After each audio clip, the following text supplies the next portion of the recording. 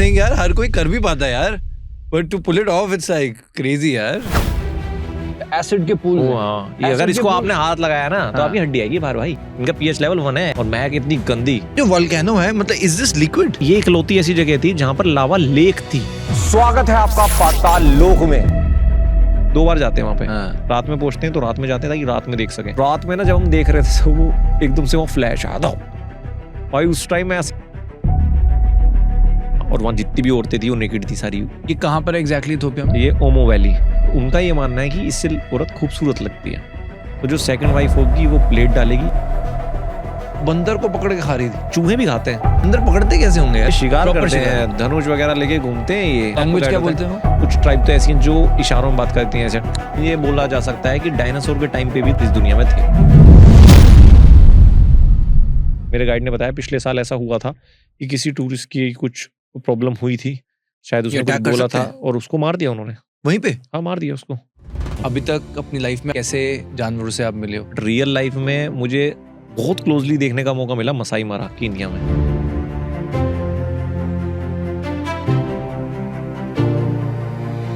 But वो एक बहुत ग्रैंड सफारी होती है। शेर को राजा क्यों बोला गया वो मुझे पहली बार सामने से एहसास हुआ। पूरी ट्रिप पे खर्चा कितना आता है? मसाई मारा जब आप जाते हैं तो सेफ्टी के लिए क्या करना चाहिए सबको? रात को अवॉइड करो, ड्रिंक बिल्कुल नहीं छोड़नी अपनी। इथोपिया में लास्ट दिन था मेरा, बंदा रोड पे ऐसे लेके खड़ा हुआ है बोर्ड, और उस टाइम मैं व्लॉग कर रहा था। मैं उसको टैकल करने की कोशिश कर रहा था, इतने में उसने क्या किया, जो बोर्ड दिखा रहा था ना बंदा। अच्छा, आप 2026 के हिसाब से top 5 best tourist places in the world.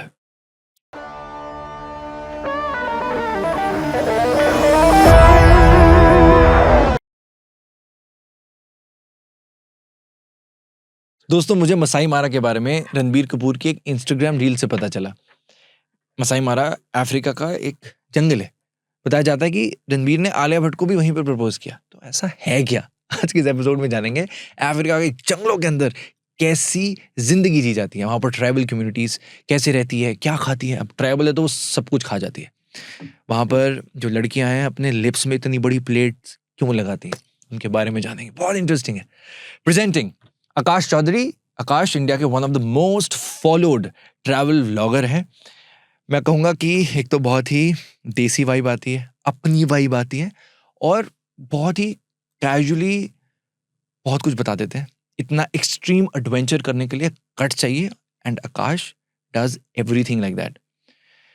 एक इथोपिया में जगह है जिसका नाम है द डेनाकिल डिप्रेशन। एक एक्टिव वोल्केनो साइट है, धरती का सबसे हॉटेस्ट जगह इसको माना जाता है। आकाश वहां पर चल के जाते हैं, लावा की नदियां आप देखने वाले हैं, वोल्केनो के ऊपर जाकर रिकॉर्डिंग करके आते हैं, जो आज आप विजुअली देखने वाले हैं, सुनने वाले हैं, दिल की धड़कनें ऊपर नीचे होंगी। और मैं ये कहूँगा कि ये जो ट्रैवलिंग है ना यार, हमें जिंदगी के बारे में बहुत कुछ सिखाती है। जाते जाते याद रखना, सैर कर दुनिया की गालिब, जिंदगानी फिर कहाँ। जिंदगानी अगर रही भी तो नौजवानी फिर कहाँ। सीखो, घूमो और जिंदगी जियो। Thank you so much podcast को कंज्यूम करने के लिए, क्योंकि जब भी आप ट्यून इन करते हैं, सिर्फ आप पॉडकास्ट चैनल को सपोर्ट नहीं करते, you are also supporting 200 underprivileged children. हम एक एनजीओ चलाते हैं। सो जब भी आप सब्सक्राइब करते हैं, मेंबरशिप प्रोग्राम्स का हिस्सा बनते हैं, हम मिलकर देश को आगे बढ़ने के लिए भी कंट्रीब्यूट कर रहे हैं। Enjoy the show. एक ऐसी कम्युनिटी से जो काफ़ी लोग अक्सर इंटरनेट पे लोग देखते हैं, इथोपिया में है, जो कि अपने लिप्स में वो कुछ ऐसा कॉइन सा डालती है। वो क्या है? What is it? यार वो एक ट्राइब है। ओके। और उस ट्राइब का जो रिचुअल है वो ये है कि वो लिप्स में जो उनकी सेकंड वाइफ होगी उसको प्लेट डालनी पड़ेगी, और उनका ये मानना है कि इससे औरत खूबसूरत लगती है। तो जो सेकंड वाइफ होगी वो प्लेट डालेगी जब, और कहते हैं कि हर बर्थडे पे वो थोड़ी थोड़ी सी बड़ी क्लिप डालते रहते हैं। 2 तरीके होते हैं उनके क्लिप डालने के, एक तो सेकंड वाइफ को डालना पड़ेगा, और कुछ लोग बचपन से भी डिसाइड कर लेते हैं कि हम अपनी इस लड़की को ये प्लेट पहनाएंगे। तो उसके पहले बर्थडे पे रिंग पहनाई जाती है, फिर दूसरे बर्थडे पे उससे थोड़ी सी बड़ी क्ले की रिंग होती है, और वो बढ़ते बढ़ते इतनी बड़ी हो जाती है, जो आपको सामने से देखने में बहुत ज़्यादा खतरनाक लगती है, बट ये उनके लिए बहुत कॉमन है। ये कहाँ पर एग्जैक्टली इथोपिया में? ये ओमो वैली, तो अगर आप इथोपिया जाओगे तो उनकी राजधानी है एडिस अबाबा, और वहाँ से फिर आपको फ़्लाइट लेनी होती है ओमो वैली के लिए। फिर वहाँ से आप गाड़ी से राइड करते हो जंगलों में होते हुए, बिल्कुल पहाड़ों के बीच में, ऐसा नहीं है कोई शहरों के बीच में। आपको जाना पड़ता है, आपके पास एक प्रोफेशनल गाइड होना चाहिए जो उस एरिया को जानता हो, और वो गाइड आपको ब्रीफ करता है कि आपको क्या नहीं करना है। क्योंकि ये देखो, ये ट्राइब्स हैं, इनके कोई रूल नहीं है, ठीक है। अगर आप वहाँ पर उनको छेड़ोगे तो ऐसा कुछ नहीं कि पुलिस आकर उनको सजा देने वाली है, थोड़ा बहुत जो होगा, बट आपका कोई बचाने वाला है नहीं वहाँ पे। तो वो गाइड आपको ब्रीफ करता है कि कुछ ऐसा मत करना जो इनकी कल्चर है, जो इनकी बिलीफ है, उसको हर्ट हो। जैसे हंस गए, यार मजाक आप बना लिया। हंस गए, मतलब यार काफ़ी चीज़ें होती हैं कि आप कुछ ऐसे कमेंट मत करना। जैसे कुछ लोगों ने उनके हुड देखे तो ऐसे हाथ लगा के देखने लगते हैं ना, कुछ लोग होते हैं अरे ये क्या है, ऐसे निकालो, तो वो नहीं करना है आपको ऑब्वियसली। बट कुछ लोग होते सोचते हैं कि आदिवासी तो कर सकते हैं, कुछ भी कर सकता है, इंसान के माइंड का कुछ नहीं पता है। तो इससे पहले जो लैंग्वेज क्या बोलते हैं, उनकी अपनी भाषा होती है, वो आपको समझ ट्राइबल लैंग्वेज है। हाँ, कारो ट्राइब हो गई, दासनेज ट्राइब हो गई, हैमर ट्राइब हो गई, ये सब अलग अलग ट्राइब्स हैं वहाँ पर। और ये अलग कैसे है? कारो ट्राइब क्या है? देखो, ये इनका ना सबका अपना अलग अलग होता है कि जैसे ये लिप्स के लिए जाने जाते हैं। हैमर ट्राइब्स के यहाँ पे एक रिचुअल चलता है, वहाँ पर क्या होता है कि भैंसें जो होती हैं उसके ऊपर बुल क्लाइंबिंग सेरेमनी होती है। हाँ, तो भैंसे होते हैं उसके ऊपर वो क्लाइंब करते हैं, तो उसमें एक कंपटीशन होता है, जो जीतता है फिर वो अपनी पसंद की औरत ले सकता है। अच्छा, ठीक है। और जो कारो ट्राइब होती है उसमें क्या होता है कि वो बॉडी पेंटिंग्स करते हैं, वो बॉडी पेंटिंग्स के लिए जाने जाते हैं। उनकी बॉडी पे अलग अलग तरीके की पेंटिंग्स होते हैं और वो शिकार करते हैं, और उनके कान यहाँ से कटे होते हैं इसी बुल जो ये सेरेमनी होती है ना इसमें। तो जिसने बुल सेरेमनी में पार्ट लिया और जीता तो उसका कान ऊपर से कटा होता है। ये लोग मतलब आपको काफ़ी अलग दिखेंगे, और मैंने वहाँ ऑन ग्राउंड ये देखा कि बहुत मुश्किल है इनको मेन स्ट्रीम में लाना, ये आना ही नहीं चाहते हैं। उसका रीज़न है कि सब कुछ फ्री है। मतलब मैं कारो ट्राइब में गया था, और कारो ट्राइब में कारो ट्राइब कहाँ थी? कारो ट्राइब भी ओमो वैली में थी, और ये काफ़ी दूर दूर है। मतलब ऐसा नहीं कि एक जगह, कोई 50 किलोमीटर इधर, कोई 100 किलोमीटर इधर, कोई 200 किलोमीटर इधर। ये ट्राइब्स आपस में जानती होंगी? भाई जानती है, बट ये इनका अलग है, इंटरेक्ट नहीं करते हैं। अच्छा। हाँ, तो ये जंगलों के बीच में रहते हैं, तो और सुबह उठते हैं, अपनी शराब बनाते हैं, उसको पीते हैं। सुबह उठते शराब पीते ही रहते हैं, औरतें भी पीती रहती हैं, इनके मर्द भी पीते रहते हैं। हमारे यहाँ जब प्रेग्नेंट होती है भाई कोई, अगर फीमेल प्रेग्नेंट है तो इतनी सलाह दी जाती है कि मतलब आपको क्या नहीं खाना है। मैंने वहाँ मतलब हैवी प्रेग्नेंट 6 या 7वां महीना शायद चल रहा होगा, उसमें वो दारू बना रही हैं, वो पी रही हैं खुला आराम से, और वो कह रही है मेरा 7वां बच्चा है। तो कायदे में वो हम जो ह्यूमन्स हैं वो हमसे काफ़ी अलग हैं, उनके यहाँ रूल एग्जिस्ट ही नहीं करते। 7वां बच्चा? 7वां बच्चा, रियली? हाँ, वो हमने व्लॉग में बताया भी, वो खुद ही बता रही हैं। मैंने पूछा ये तो 7वां बच्चा है, तुम्हारा नाम क्या है? मैं इसका नाम आकाश ही रख दूंगी। ओके ठीक है भाई, एक कारो ट्राइब में आकाश हो जाएगा, मेरा एक्सेस आसानी से हो जाएगा। तो वो शराब बनाते रहते हैं, पीते रहते हैं, और हम लोग जो होते हैं जैसे एज अ टूरिस्ट या एज अ कंटेंट क्रिएटर जाते हैं, हम लोग उनके एटीएम होते हैं। नाम वगैरह क्या होते, कैसे होते हैं उनके? यार नाम तो उनके पूछ ही नहीं सकते, वो अजीब से नाम बताते हैं। कुछ ट्राइब तो ऐसी हैं जो इशारों में बात करती हैं, ऐसे ऐसे करेंगे वो। अब वो ये तो वो बाहुबली मूवी वाला सीन आ गया। हाँ, मतलब इस तरीके से बात करते हैं वो। हाँ। उनका अलग अलग अपनी भाषा भी होती है अलग वैसे, क्योंकि देखो वो ट्रेन ऐसे हैं कि जंगलों में जब शिकार करने जाते हैं ना तो इशारों में बात करते हैं। अच्छा, आप समझ रहे हो? तो उनका जो कोऑर्डिनेशन है ना वो यही है। तो जंगल में ये शराब पी रहे हैं, दिन शुरू होता खत्म हो गया, फिर कर क्या रहे हैं भाई? यही है कि भाई सुबह उठना है। देखो हम जो आम लोग हैं ना, अब हमारा माइंड क्या बोलता है, आपकी लाइफ क्या, आप काम क्या करते हो, क्या आपके पास एसेट है। वहाँ मैं क्यों बोल रहा हूँ इनको मेन स्ट्रीम में नहीं लाया जा सकता। अब इन्होंने गांव बना लिया पहाड़ी के ऊपर, उस पहाड़ी से आपको नदी बहती हुई दिख रही है, खूबसूरत पहाड़ दिख रहे हैं, आपने अपनी झोपड़पट्टी बना ली, आप जाके खाना सोर्स कर लेते हो जंगल से, आपने थोड़ी बहुत खेती कर रखी है, शराब आप बनाते ही हो, ठीक। तो आप मुझे ये बताओ, और आप बच्चे साथ साथ पैदा कर रहे हो, और NGOs दुनिया के अराउंड द वर्ल्ड वो कोई दवाई दे रहा है, कोई कुछ दे रहा है, तो आप ये बताओ ये आएंगे क्यों मेन स्ट्रीम में? जरूरत ही नहीं है, जरूरत ही चाहिए ही नहीं है भाई। सुबह आप उनको बोलोगे कि ठीक है भाई आप यहाँ से हटो और आप यहाँ काम करो, आप फिर सैटरडे संडे पार्टियां करना, वो तो दिन रात पार्टी कर रहे हैं। जो विमेन थी, ट्राइबल विमेन, कैसी थी यार? वो नेकेड थी ऊपर से पूरी। ओके। हाँ, और वहाँ जितनी भी औरतें थी वो नेकेड थी सारी। तो हम जब वीडियोस डालते तो दिक्कत यही होती है कि हमें ब्लर करना पड़ता है, फिर उसके बाद भी कंटेंट मॉनिटरेशन पॉलिसी आ जाती है, वरना हम और उनसे बात करके एक्सप्लोर करके कोशिश करते हैं। तो पूरी नेकेड होती हैं वो, और गंजी थी वो, और जैसे ही आप जाते हो तो आपसे सवाल, उनकी भी क्यूरियोसिटी होती है, कहाँ से हो तुम, क्या हो, हमसे पूछा। तो मैंने पूछा आप कौन हो, ये कौन है, तो उसने बोला ये मेरी सास है, ये मेरी माँ है, ये मेरी माँ की भी माँ है। ये पूरी रिश्तेदारी बैठी हुई थी वहाँ पर, मतलब लिटरली। और हम गांव में ढूंढ रहे थे उन लोगों को, हाँ, कि गांव में हमें कुछ नहीं दिखा। तो मैं अपने गाइड से बोलता हूँ यार कहाँ है वो, तो कह रहा है कहाँ यार, पता नहीं, घर में गए, घर में नहीं है। तो पता चला पूरा गाँव ठेके पे बैठा है। तो उनके हस्बैंड भी बैठे हुए थे सारे, वो भी पी रहे थे। ये माहौल रहता है भाई, और वो ये कॉमन था हर जगह। अच्छा, वहाँ पे एक चीज और रहती है कि जो ट्राइबल पूरा ये होता है, इनके जो मर्द होते हैं वो इनके साथ बैठ के खाना नहीं खाते हैं, लेडीज के साथ। हाँ, बच्चों के साथ भी नहीं। क्यों? वो उनका मानना है कि ऐसे हमारी पोजीशन घटती है, मतलब जो हमारा रुतबा है वो घटता है, तो वो अलग बैठेंगे। और इनकी वाइफ भी 2-2 3-3 होती हैं, और वाइफ को ये जीतते हैं। इनके बीच में कंपटीशन होता है जिसमें लड़ाई होती है। तो इनकी शरीर पे अक्सर आप निशान भी देखोगे, पीठ पे, सर पे अलग अलग निशान होते हैं। तो वो निशान होते हैं कि जंग के, जो आपस में लड़ी हैं।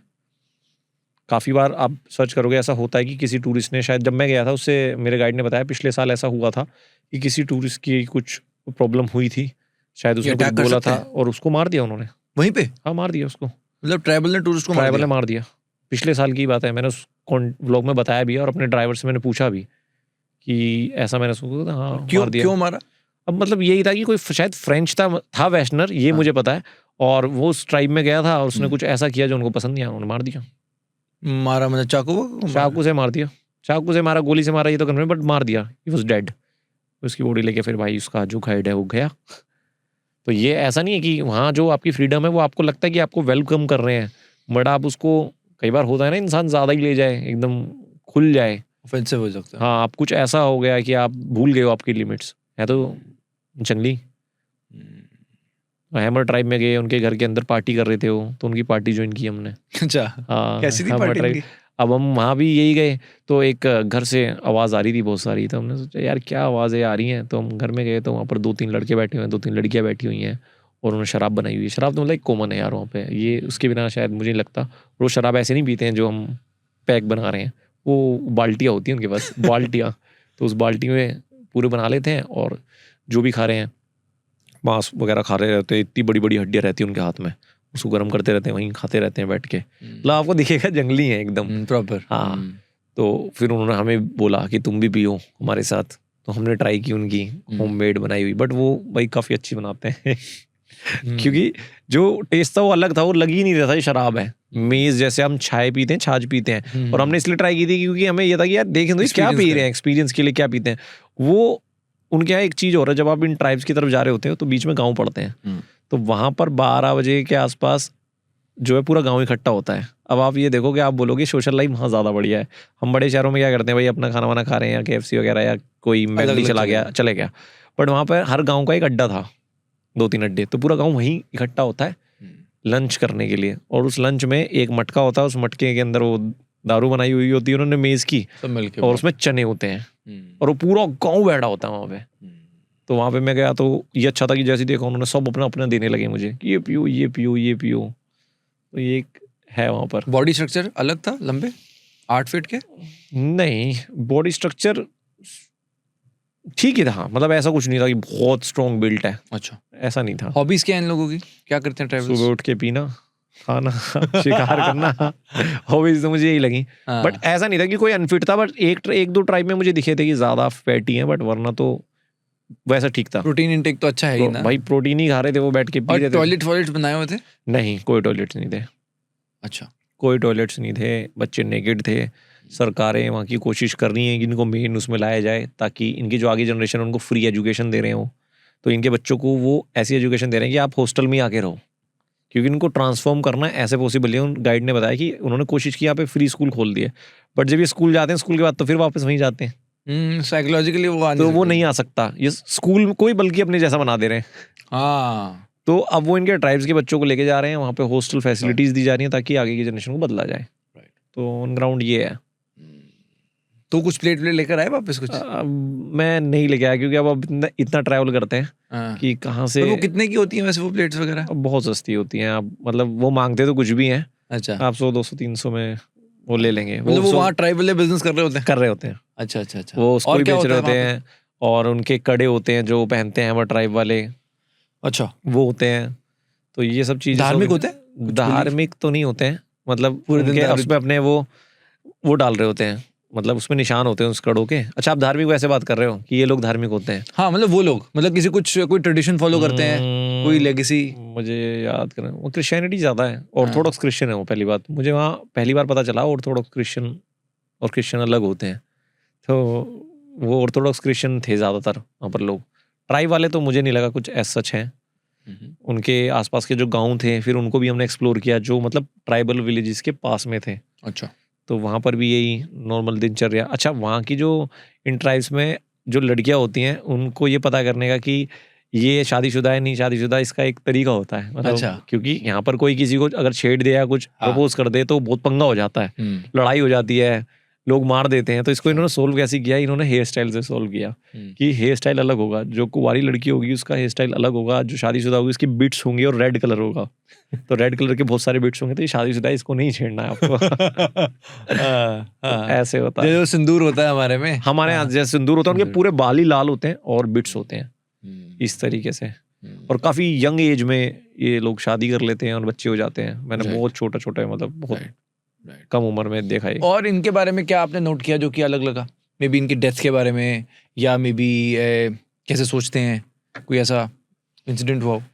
यार सोचते तो मुझे वही लगता है कि ये तो चिल रहते हैं भाई।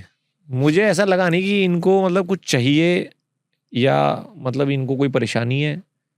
This is how they live. और मुझे तो लगता है भाई खुश हैं, क्योंकि वो पता चल जाता है। बट ये है कि आज ये जगह थोड़ी सी टूरिस्टिक बन चुकी है, मतलब कुछ एजेंसीज वहाँ पर आपको लेके जाती हैं, तो इनका माइंडसेट होता है जैसी आपकी गाड़ी रुकती है कि भाई अब आ गए हैं, कुछ मिलेगा, पैसा मिलेगा, ये मिलेगा। और एक डील भी है, मैंने देखा है जो हमारे एजेंट्स होते हैं वो कुछ सामान इनके लिए लेके जाते हैं, मतलब इनका आटा वाटा जो मतलब चाहिए होता है, इनकी ज़रूरत की सामान लेके जाते हैं। अच्छा। तब वो हमें वहाँ पर एक तरीके से आने देते हैं, ये आप कह सकते हो। एक बार मैंने कोई वीडियो देखी थी, कोई ट्राइबल कम्युनिटी थी, मुझे नहीं पता कौन सी, वो एक बंदर को पकड़ के खा रही थी। हाँ, ये काफ़ी चूहे भी खाते हैं।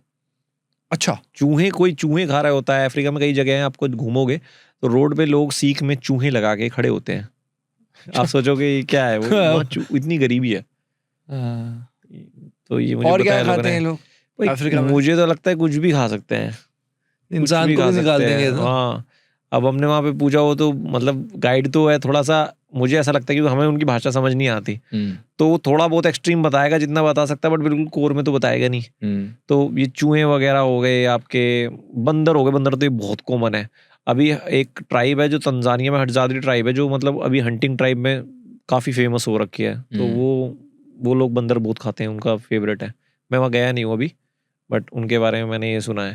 मन है मेरा वहाँ पे जाने का, शायद जाएं हम। बंदर मत खाना पर। नहीं, हम मेरे को कोई शौक नहीं है सब चीज़ों का।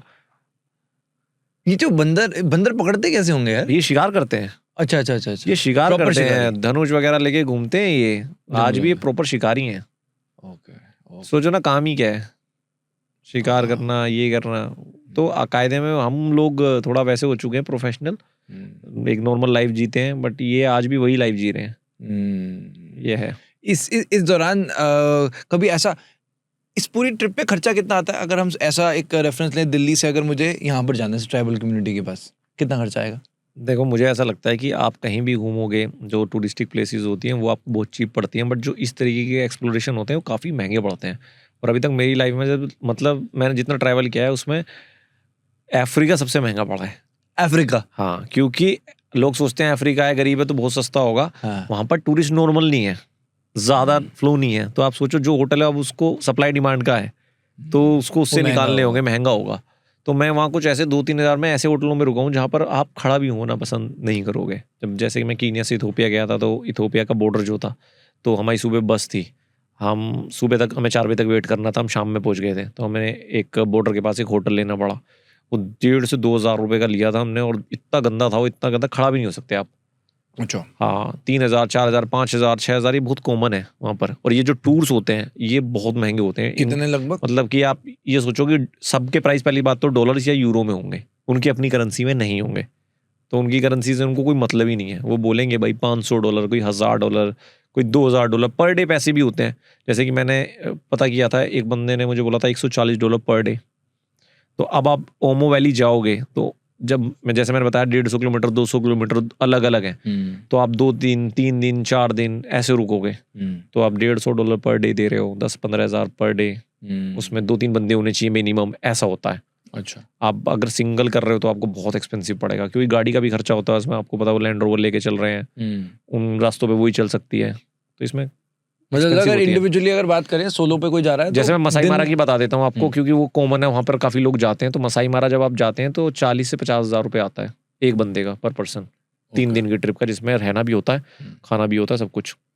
अगर आप, ये टेंट का बता रहा हूँ, अगर आप कैंपिंग करोगे, कैंप भी काफ़ी अच्छे होते हैं, सब कुछ सारी फैसिलिटी होती है, खाना भी होता है, बट अगर आप थोड़ा सा होटल में रहना चाहते हो जो थोड़ा सा लग्जरी हो, तो वहाँ पर फिर वो 60,000 70,000 ऐसे चला जाता है। ओके। और ये जो ओमो वैली है यहाँ पे पर डे 20,000 तक? हाँ, 15 से 20 हज़ार मान के चलो ओमो वैली। आपको थोड़ा रिसर्च करना पड़ेगा, क्योंकि आप जब पहले नेट से नंबर्स निकाल के बात करना शुरू करते हो तो कुछ भी कोट करते हैं, कोई $200 पर डे, कोई $1,000 ही बोलेगा कि 3 दिन आपको जाना पड़ेगा, $1,000, तो $1,000 आज के टाइम में 92,000 हो गए। तो वो आपकी रिसर्च के ऊपर है, बट एवरेज मान के चलो कि $200-250 तो है। अच्छा, मैंने कहीं सुना था कि अफ्रीका में कई लोग इसलिए भी डरते हैं कि जो एक बार अफ्रीका जाता है वो वापस नहीं लौट पाता, किडनैपिंग बहुत होती है, ऐसा होता है? नहीं, वो हर जगह नहीं होता। नाइजीरिया में किडनैपिंग बहुत होती है। अच्छा, ओके। हाँ, नाइजीरिया में किडनैपिंग बहुत होती है। और एज अ टूरिस्ट आपको देखो, कहीं भी जाओगे ना, थोड़ा सा तो एक आपका ना सेंसेस ऑन रहने चाहिए, चाहे कितनी सेफ जगह हो, मेरा मानना ये है। क्योंकि आपकी स्किन, आपका चेहरा, आपका बोलने का तरीका, आपका देखने का तरीके से आप पता लग जाता है कि आप यहाँ से बिलोंग नहीं करते हो। और यही जैसे मैंने अभी फील किया था यूके में कि मैं यहाँ पे करोड़पति बन जाऊंगा ना, तो मैं यहाँ नहीं रह पाऊंगा। ये मुझे एहसास हुआ, क्योंकि आप वहाँ कभी बिलोंग नहीं कर पाओगे। वो तो हमेशा, ऑब्वियसली आप एक सेकंड क्लास सिटीजन रहोगे, सिटीजन हमेशा रहोगे, चाहे आप दुनिया की किसी कंट्री में रहो। पर उसका एक रीज़न मैंने ये भी देखा है कि जितनी नेगेटिविटी हमारे लिए हो रही है ना, कि वो कोई ऑर्गेनिक नेगेटिविटी तो नहीं है। इतना तो मैंने मतलब ऑन ग्राउंड घूम के देखा है कि इट्स अ पेड नेगेटिविटी। मैं इसका एग्जांपल भी दे सकता हूँ आपको बहुत अच्छे से, कि इथोपिया में, शायद आपको पता नहीं होगा, 2022 में एक मास केयर हुआ। वहाँ की गवर्नमेंट ने 1 मिलियन लोग, 1 मिलियन 10 लाख लोग अपने मारे हैं। सोचो 10 लाख, कहाँ है ये न्यूज़? कितने लोग जानते हैं 10 लाख? मतलब ये एक न्यूक्लियर बम जैसा आप मान रहे हो अटैक हुआ है। 10 लाख लोग अपने मार दिए क्योंकि वहाँ पर सत्ता बदलने की कोशिश की। एक मास केयर हुआ। किसी भी मीडिया ने, मतलब आप सर्च करोगे तो अब आ जाएगा, बट हम लोग नहीं जानते, एक कॉमन आदमी नहीं जानता है। क्यों? क्योंकि उसको पब्लिसिटी करने में या उस चीज़ को इन्फॉर्मेशन देने को किसी का फ़ायदा नहीं है। तो आज के टाइम में अगर किसी को बदनाम भी किया जाता है तो उसके पीछे बहुत मोनेटाइजेशन होती है। ये हमें समझना पड़ेगा। मेरा मतलब ये मैसेज मैं इंडियंस को देना चाहूँगा कि आप इस चीज़ से मोटिवेट मत हो, क्योंकि मैंने देखा है कि आज के टाइम में अगर आपको किसी को बर्बाद करना है तो आप उसको डिमोटिवेट कर दो। ये बहुत अच्छा तरीका है यूथ को। हाँ, ये तो आप अगर मतलब, बिकॉज मैं ट्विटर फॉलो करता हूँ रेगुलरली, जो दुनिया में चल रहा है, it's a very simple platform. अब बहुत ही एविडेंटली आपको समझ आ जाता है कि किसी भी एक इवेंट से पहले उसके ट्रेंड्स होना शुरू हो जाते हैं। हाँ, और इसको मतलब यूजली लोग बोलते हैं कि एक केबल, यूजली लोग बोल देते हैं कि एक सोशल ऑपरेंडी है जो कि एक सिस्टमैटिकली एक नैरेटिव को पुश करती है। तो ये तो बहुत कॉमन है। इंडिया में अगर कुछ होगा, बात इतनी सी होगी, बस उसको दिखा ऐसे देंगे कि दुनिया तबाह हो गई। मैं कह रहा हूँ, मैं इतनी जगह गया हूँ, मुझसे पता नहीं, अब मुझे भूल भी गया हूँ कि एक कॉमन सी चीज़ है जो मैं जहाँ भी होऊंगा मुझे टिकटॉक खोल के दिखाएंगे कि ये इंडिया है। अभी टर्की की बात है, टर्की में घूम रहा था मैं, तो हम किसी मॉल में घूम रहे थे, तो एकदम से एक्साइटमेंट उन लोग हो गए, यार कहाँ से हो आप, क्या?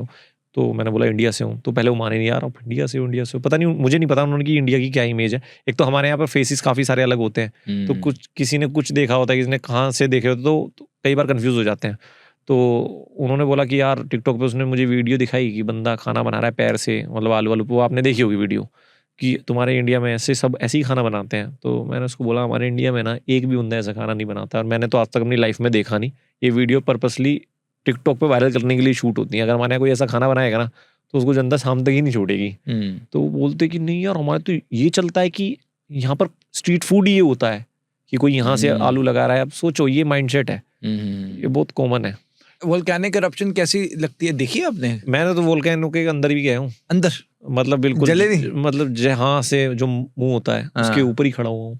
कहाँ पे था ये? ये था इथोपिया में, Danakil depression, world's hottest place. Okay.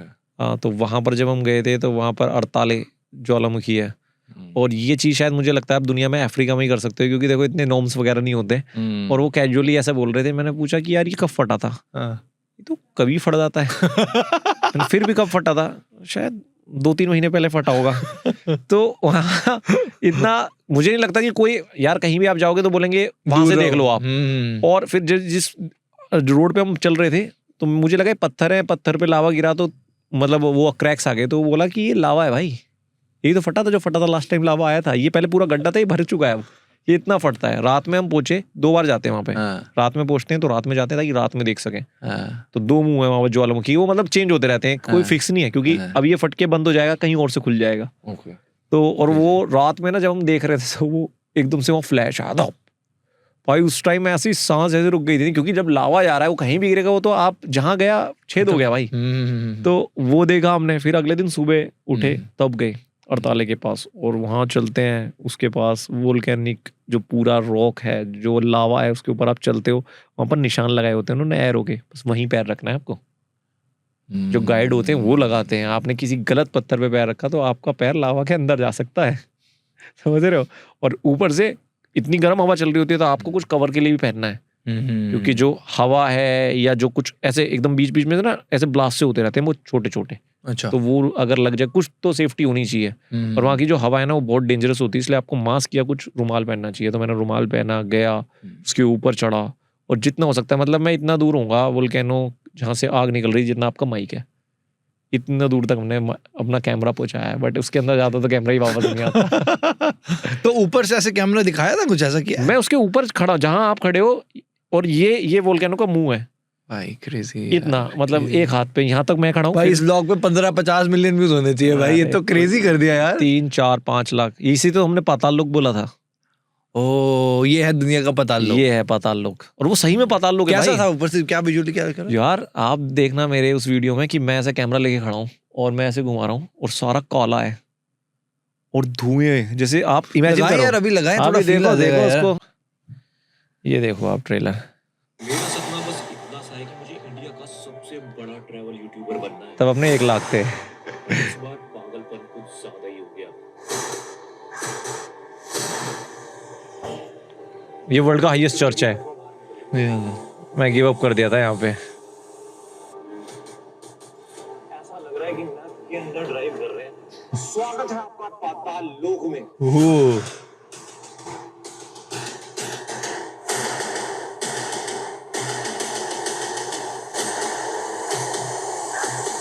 ये सारे वोल्केनो की तरफ जा रहे हैं। हाँ, भाई मेरा फोन चोरी हो गया, अभी आपने देखा? ये था मेरा फोन चोरी वाला। आईफोन था यार मेरा, गलती से भी टच किया। ये आईफोन चोरी हुआ था यार, तो यहाँ से निकलने में ही हमारी भलाई है, जल्दी। कुछ ऐसा है भाई, ये वाला ये देखो, बहुत ज्यादा खतरा है यहाँ पे। हाँ ना, ओके। ये वही ट्राइब्स। ऐसा भी नहीं, चोट लगती तो मैं देख लेता। चोट का ऑप्शन नहीं है, रुक गए एकदम। सारे इंडियन भाई कोई बनाना पड़ेगा किसी भी। क्रेजी भाई, ऑसम यार।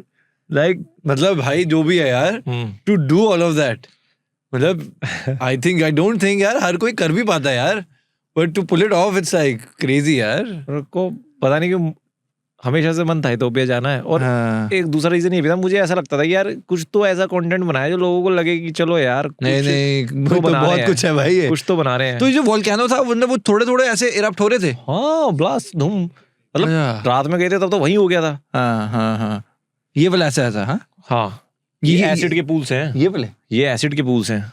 अच्छा, एसिड के पूल। हाँ, ये अगर इसको आपने हाथ लगाया ना तो आपकी हड्डी आएगी बाहर भाई। इनका पीएच लेवल 1 है, एसिड खत्म, और महक इतनी गंदी। तो वो गाइड बताता है कहाँ आपको जाना है, कहाँ नहीं जाना है। इसमें गाइड कहाँ पीछे बैठा हुआ था? गाइड हमारी गाड़ी में। ये क्या है? ये एसिड पूल्स हैं सारे, ये सारे ऐसे, ये वोल्केनो की वजह से? ये नहीं, ये अलग जगह है। ये कहाँ पे? ये वहीं उस दानाकिल में ही है, बट वो पूरा रीजन जो है ना, जैसे आपने सुना होगा above the sea level 5000 metre, Manali sea level से ऊपर है। ये जगह सी लेवल से नीचे है। सी लेवल से ऊपर होती है ठंड होती है, ये सी लेवल से नीचे है 100 मीटर से भी ज्यादा। तो यहाँ तो गर्मी भी बहुत होगी। बहुत, वर्ल्ड हॉटेस्ट प्लेस है यार। अब आप सोचो, और यहाँ पे जो एक प्रजाति जो रहती है, जैसे अफरार लोग कहते हैं, वो उनको बोलते हैं सबसे गुस्से वाले हैं, और वो हीट की वजह से ही बोलते हैं। वो इतना चिढ़ते हैं कैमरा से कि अगर मतलब उनके बच्चे खेल रहे थे तो हम गाड़ी के अंदर थे, तो उसने बोला भाई कैमरा मत निकालना। अब एज अ कंटेंट क्रिएटर आपको ना चूल तो होती है कि यार कुछ तो दिखाऊं मैं, तो मैंने ना ऐसे कैमरा निकाला और भाई उन्होंने पत्थर फेंकने शुरू कर दिए हमारी गाड़ी के ऊपर। बच्चों ने ओए कैमरा पत्थर मारे, कह रहे भाई मार देंगे, ये मार देंगे आपको। क्रेजी। तो वो लोग बड़े गुस्से वाले होते हैं। तो फट गई होगी यार। वाह भाई बाढ़ में जाए वीडियो भाई। कॉल से होते हैं लंबे। अच्छा इतनी गर्मी होती है, कुछ नहीं उगता, तो इनके ऊंट होते हैं, उसी का दूध पीते हैं वो लोग, तो उनको खाने वाने का कुछ ऐसा है नहीं, तो खाने का भी नहीं भाई इतना जला हुआ आप जाओगे ना, मतलब वो पाताल लोक ही लगता है। गाड़ियां ना ऐसे पड़ी हुई जल गई।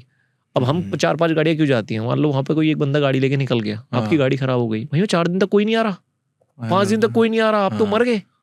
तो इसलिए वहां पे काफिला निकलता है, और ये प्रॉपर टूर एजेंसी जो होगी वही लेके उसी के थ्रू आपको सर्च करना है। वो आपको 4-5 बंदे, उसमें आपका शेफ जाता है, आप हर जगह किचन सेटअप करते हो, वोल्केनो के नीचे आपकी किचन सेटअप हो रखी है, वहाँ खाना बन रहा है, आपको ये नहीं पता कल फट जाए वो। तो अराउंड द वर्ल्ड लोग होते हैं, कुछ एडवेंचरस लोग होते हैं काफी। तो ये एसिड वाला कहाँ पे था ये वाला? ये मतलब पूरा रीजन जो है दानागिल डिप्रेशन का, उसमें ये पड़ता है, अफरार विलेज है उसके पास पड़ता है ये। अच्छा। ये दलोल एरिया, दलोल बोलते हैं। दलोल, हाँ। और इसका रास्ता इतना बढ़िया है कि जब आप यहाँ पर जाते हो तो आपको पहले सोल्ट लेक मिलती है, वो पूरा नमक का रेगिस्तान है। जो गाड़ी में चल रही थी वाइट पे, और पूरा नमक था, तो वहाँ के लोग नमक निकाल के, एरिथ्रिया एक बॉर्डर कंट्री है, वहां पर बेच के आते हैं। तो यहाँ से आप दलोल पहुंचते हो। आगे देखते हैं, ये वाला ना वो वोल्केनो वाला, देखो बिल्कुल ऊपर है। हाँ। पर ये तो मतलब अच्छा ऐसे एरप्ट थोड़े होते जाएंगे हर जगह। हाँ, मतलब ऐसा नहीं कि हर सेकंड ही हो रहा है, तो इसका कोई ऐसा नहीं पता है कि भाई ये अब नहीं होगा, आप श्योर नहीं कह सकते। पर जब आप मान लो क्या कोई बंदा मान लो उसके ऊपर ही है, तो वो तभी आ जाए बाहर। आ जाए, गए आप यार, ये जिस जमीन पे खड़ा हूं ये धस जाती है। अच्छा पैर रखा धस गई, अब नीचे आ गए, गए आप, बाय बाय। बाय। अच्छा लगा आपको हम लोग। तो जहां मैं ये चढ़ा हूं ना, यहाँ से नीचे खड़े थे लोग, नीचे से ये मैं यहाँ तक ऊपर चढ़ के गया हूँ चूल में, कि मैं इसके अंदर कैमरा डाल के तो देखूं। भाई यार मजा आ गया यार। देखो एवरेज 60 डिग्री तक इस एरिया। जब आप थे तब कितना था टेम्परेचर यहाँ पे? यार जब मैं था तो 45 के आसपास था। 45 भी क्रेजी गर्मी है यार आपकी मतलब गाड़ी से बाहर निकलते ही ना आपको ऐसा उसकी गर्मी भी लगती है इस दलोल के पास, क्योंकि नमक था, तो नमक चिपक जा रहा था पूरी स्किन से, और ऐसे अलग जलन सी महसूस हो रही थी।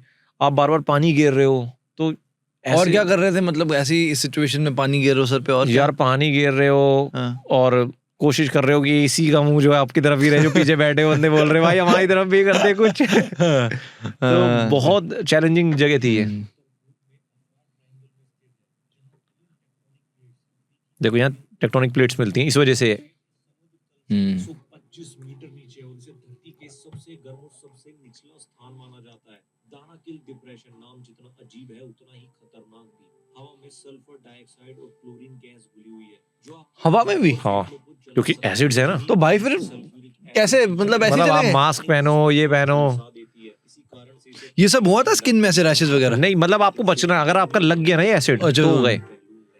इस जगह की सबसे खतरनाक चीजें 48 ज्वालामुखी, दुनिया की सबसे खतरनाक आग यहाँ मौजूद 48 ज्वालामुखी को गेटवे टू हेल भी कहा जाता है। ये देखो रात में, ये क्या है रात को? ये रात का सीन है जो मैं बोल रहा हूँ, जब फटा एकदम भटाक हुआ था। अच्छा, उसकी शायद मेरे क्लिप भी है, ढक ऐसे हुआ था, मैंने बोला ओ ऐसे। ये देख रहे हो, ये रात का सीन है। तब ये लोग यहाँ तक गए हैं, देखो अपन वहां थे।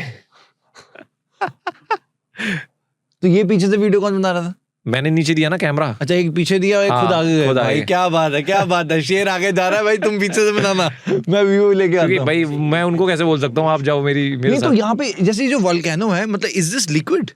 हाँ, है ना, लिक्विड, अंदर आग निकल रही है, और वो जब फटेगा तो फिर वो लावा बाहर आ जाता है। अच्छा, तो जब लावा बाहर आ रहा था तो मतलब वो क्या पहाड़ों में जा रहा था ऐसा? मतलब वो फिर भाई बह के सेटल हो रहा था, सेटल हो जाता है, तो गड्ढा होता है, वो भर जाता है। कहते हैं बहुत पहले गहरा गड्ढा था, और ऐसा नहीं है ये मुंह है यही रहेगा, अब ये फटेगा, ये शायद बंद हो जाएगा, फिर कहीं और फट जाएगा, फिर वो कुछ दिन वो रहेगा, कुछ महीनों तक। अच्छा जो अच्छा अच्छा उसका माउथ रहेगा हाँ। वोल्केनो का, तो वो पर रहेगा। जहाँ जहाँ वो लिक्विड जा रहा है वो धरती जलती भी तो जाएगी ना। जलती जाएगी, फिर वो जम जाएगा कुछ दिनों में, वो पत्थर बन जाएगा। जिन चीजों पे हम चल रहे थे, हाँ। जिसको मैं पत्थर बता रहा था, वो असल में लावा वो ही था। लावा ही तो है। तो इसका मतलब एक टाइम के हिसाब से तो पूरा वो लावा हुआ ही होगा। और यार 3-4 महीने पहले बताया उन्होंने कि नीचे तक गया पहाड़ के, जहाँ हम टेंट लगा के बैठे थे, पूरा नीचे तक। यहाँ ये इकलौती ऐसी जगह थी जहां पर लावा लेक थी। ये अभी पिछले 6 महीने पहले लावा लेक अभी विजिबल नहीं है, वो थोड़ी देर में बाहर आ जाएगी। वो लावा लेक थी, 2 लेक बहती रहती थी, वो लेक थी पूरी लावा की। तो अभी जब लास्ट इरप्शन हुआ था तो उसके बाद वो लेक जो है रैप अप हो गई उसमें लावा के अंदर। अभी वो कह रहे हैं कि दोबारा इरप्शन होगा, दोबारा बाहर आ जाएगी। वो नीचे बह रही होती हैं, मतलब आप लिटरली जहाँ पे चल रहे हो उसके नीचे लेक है। कौन से मंथ में गया था? मैं गया था मार्च में। मार्च में। पिछले साल ही ना? हाँ पिछले साल। लावा उबलता रहता है, जहरीली ये देखो ये सब एसिड है। ये सारा ना। हाँ इसको हाथ लगाया, आपका पीएच वैल्यू 1 है। अभी एक सीन आएगा जिसमें आवाज आ रही है गुड़ गुड़ गुड़ गुड़ जमीन से, इतनी सॉरी आवाज की वो कोई ढप हो सकता है। ये लोकल लोग हाँ। हैं ये सारे? नहीं ये कुछ टूरिस्ट थे, कुछ लोकल भी थे। ये वाले। हाँ का पानी इतना जहरीला है कि यहाँ कोई जीव नहीं रह सकता। यहाँ के जहरीले फ्यूम सांस के जरिए शरीर में जाकर ये देखो। आपको बीमार कर सकते हैं। ये नील भी हाँ, आवाज देखा? हाँ। हाँ। इस सल्फर झीलें पानी नहीं मौत, इनका पानी इतना जहरीला पानी नहीं मौत। कोई जीव नहीं रह सकता। यहाँ के जहरीले फ्यूम सांस के जरिए शरीर में जाकर आपको बीमार कर सकते हैं। मुझे ऑलरेडी सांस में महसूस हो रहा है बहुत ज्यादा सल्फर। शायद मास्क पहन लेना चाहिए। तो आज की इस वीडियो में मैं आपको मास्क उतार कर मास्क पहन लेना चाहिए। नहीं तो फिर ये सल्फर ये कैसे महसूस हो रहा था? क्या बॉडी यार आप पटाखे फूटते हैं, हाँ पटाखे के बाद महक जो आती है, हाँ वो वैसा। रेगुलर आ रही है और वो हाँ। एनहेंस आ रही है। अच्छा। हमारे यहाँ तो मिलावट हो जाती होगी उसमें, बट वहाँ से ओरिजिनली पड़े हुए हैं। हाँ, तो ये था। right. तो ये वाली वीडियो में सारा यही है। वो सारा है, 2 हैं, हमने 2 पार्ट बनाए इसके, हड़ताले और ये। और क्या था इसमें? ये सारा टुवर्ड्स दी पूरा देखो, एक तो है कि हमारी पूरी जर्नी देखो, हाँ। जहाँ से हम गए हैं। हाँ यहाँ से। हाँ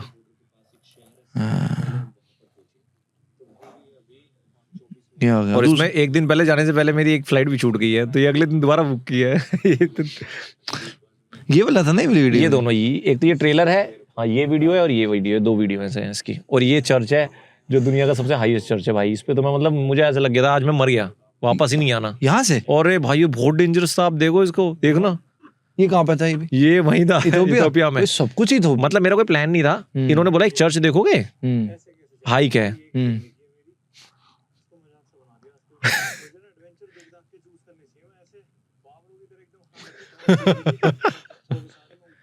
अच्छा मैं नीचे पूरी खाई है ना? भाई ये तो? खाई है। अच्छा, मेरे से गए तो पूछा गए। कि अगर मैं ये तो कह रहा मर जाओगे, इतना कैसे नहीं बोला मैं, भाई ये कैसे बात कर रहे हैं तू?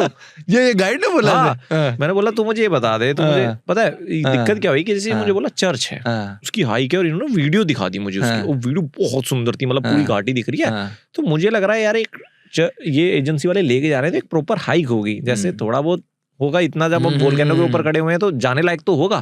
अब ये मुझे ले जाया जा रहा, इस पत्थर पे चढ़ो, ठीक है मैं चढ़ गया। बट एक मोमेंट ऐसा आया कि भाई मेरा जूता फिसल रहा है, क्योंकि एक तो जब मैं वोल्केनो के ऊपर चढ़ा था तो वो गर्म था, तो उसके पूरा सोल ना वो पिघल सा गया, तो उसकी ग्रिप तो थी नहीं, ठीक है, ऊपर से उसमें छेद भी हो गया था, इतनी गर्मी थी वहां पर, मेरे पूरे जूते मतलब खराब हो चुके थे। अब जब मैं चढ़ रहा हूँ तो मेरा पैर ऐसे फिसल रहा है, मैं ये देख रहा हूँ ये बंदा ऐसे ऐसे चले जा रहा है, क्योंकि ये वहीं के लोकल है। मैंने तो से पूछा तो कितनी बार चढ़ता है महीने में, कह रहा 20 बार। भाई मैं जिंदगी में पहली बार आया हूँ, और मैं नीचे देख रहा हूँ तो ऑप्शन ही नहीं है।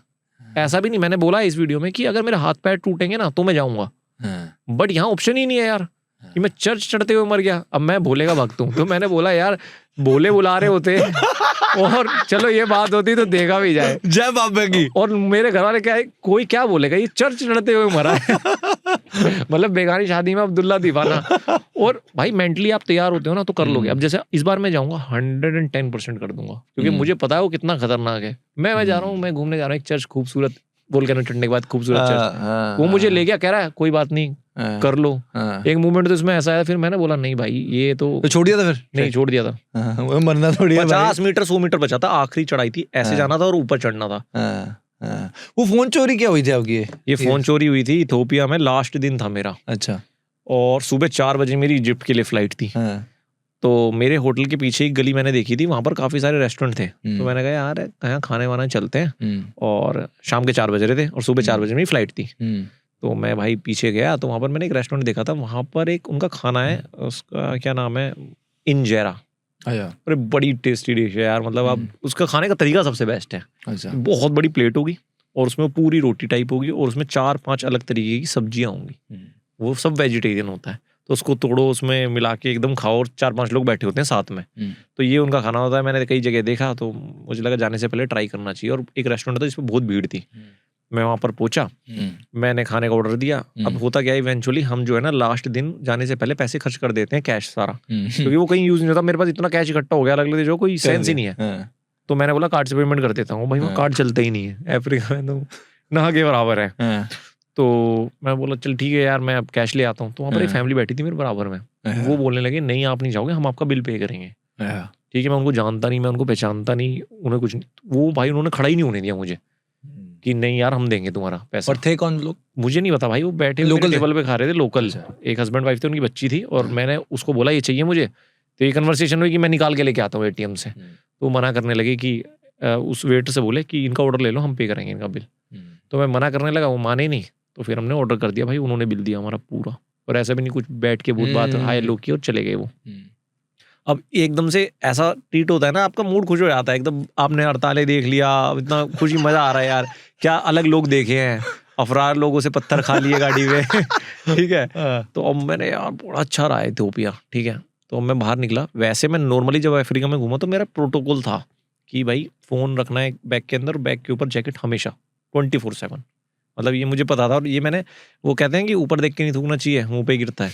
तो ये अपने साथ इस सीरीज में हुआ। मैंने पहले रील बनाई थी इससे, यार आपको कैसे अफ्रीका में सेफ रहना, फोन कैसे नहीं चोरी होना है। तो मैं मतलब पूरी तैयारी से था, मैंने वो हाथ में बांधा हुआ था। अब उस दिन मुझे लगा था खाना ही खाना है, तो वो जैकेट नहीं पहनी मैंने, और सिर्फ बैग था। तो मैं बाहर निकला तो इजिप्ट के लिए मुझे ऐसा लगा यार, कई बार ना ई वीज़ा की जगह पेपर वीज़ा मांग लेते हैं। तो वहाँ एक उसकी वो शॉप देखी थी मैंने फोटोकॉपी की, तो वहाँ से फोटोकॉपी करा लेते हैं। तो मैं आगे निकला, फोटोकॉपी कराई। जैसे ही मैं शॉप से बाहर निकला हूँ ना, तो एक बंदा रोड पे ऐसे लेके खड़ा हुआ है बोर्ड, और उस टाइम में व्लॉग कर रहा था कि भाई कैसी है लाइफ। मैंने सोचा दिखा देता हूँ उनकी सिटी सेंटर वगैरह जो भी है।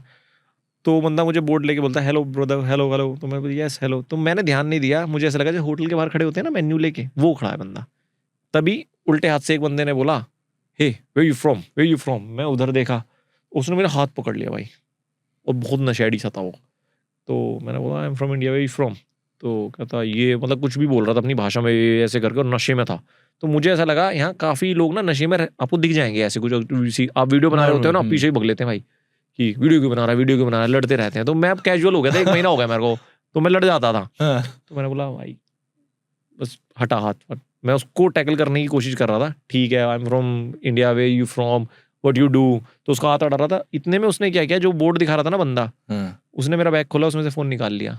कायदे में वो मुझे डिस्ट्रैक्ट कर रहा था, ये बंदा हाथ दबा के। और मेरा देखो डाइवर्ट कैसे हुआ, मैं व्लॉग बना रहा हूँ तो आपके हाथ में कैमरा भी है, वहाँ पे ठीक है, आप ये कर रहे हो, और ये दोनों आगे मेरे। अगर जिप खोल के वो लेके जा रहा है तो थोड़ा बहुत तो मूवमेंट हो रहा है ना, मतलब वो दबा यूं रहा था कि फोकस ही वहाँ था। फोकस आपका माइंड क्या करेगा। और एकदम से कोई अनजान आदमी आके आपका हाथ दबाने लगे तो आप पहले ये तो देखोगे कि भाई तू क्या कर रहा है। तो उसको मैंने ऐसा हटाया और मैं चल दिया। और ये पता है फ्रैक्शन मैंने सेकंड गिने, 8 सेकंड का गेम था ये, 8 सेकंड लिटरली, कि ऐसे ऐसे बोले जा रहा हूँ, ऐसे कर रहा है, मैं उसको टैकल कर रहा हूँ, मैंने हाथ वाथ हटाया, मैं आगे निकल गया। तो मेरे साथ मेरी दोस्ती, मैं उसको बोलता कि यार बड़े अजीब आदमी है कि हाथ दबा रहा है। तो उसने बोला हाथ दबा रहा, फ़ोन गया है तुम्हारा। मैंने देखा भाई मेरी जिप खुली हुई। अब हम, उसने क्यों बोला, हम एक इंडियन रेस्टोरेंट में खाना खा रहे थे इथियोपिया में, तो उसने हमें बताया था यहाँ पे ये ट्रिक है कि एक ट्रिक है कि ये तुम जा रहे होगे रोड पे, तुम्हारी पैंट पे थूक देंगे, पेंट पे थूक देंगे और एकदम से बोले सॉरी सॉरी सॉरी, ऐसे ऐसे तुम्हारी पैंट साफ करने लग जाएंगे। इतने तुम्हें दूसरा बंदा आएगा, फ़ोन ले जाएगा, तुम्हें सिचुएशन में टैकल करते हैं, ठीक है। और एक ये है कि हाथ दबाएंगे। मेरे दिमाग में नहीं आया, एकदम उसके दिमाग में आ गया। तो मैंने देखा भाई फ़ोन गायब। पहले मैंने देखा पासपोर्ट, कई बार पासपोर्ट भी चोरी होती है, इसे आइडेंटिटी थेफ्ट बोलते हैं। और इसमें तो मतलब यार आप पार्टी लग जाएगी आपकी। करेक्ट। बट मैंने पासपोर्ट छिपा के रखता हूँ एक सीक्रेट पॉकेट में हमेशा। पासपोर्ट के साथ तो कोई भी दिक्कत नहीं। और फ़ोन चोरी हो गया मेरा। भाई मेरा दिमाग ख़राब। 10 घंटे बाद फ्लाइट है, 12 घंटे बाद सुबह 4 बजे, और उसमें सब कुछ। तो फिर वहाँ हमने एक, ये मान लो लिटरली ऑपरेशन चलाया, 3 घंटे फ़ोन ले आए हम। अच्छा अच्छा जी, 3 घंटे भाई फ़ोन ले आई इथियोपिया में। अब वो दोनों मेरे व्लॉग में आ गए थे।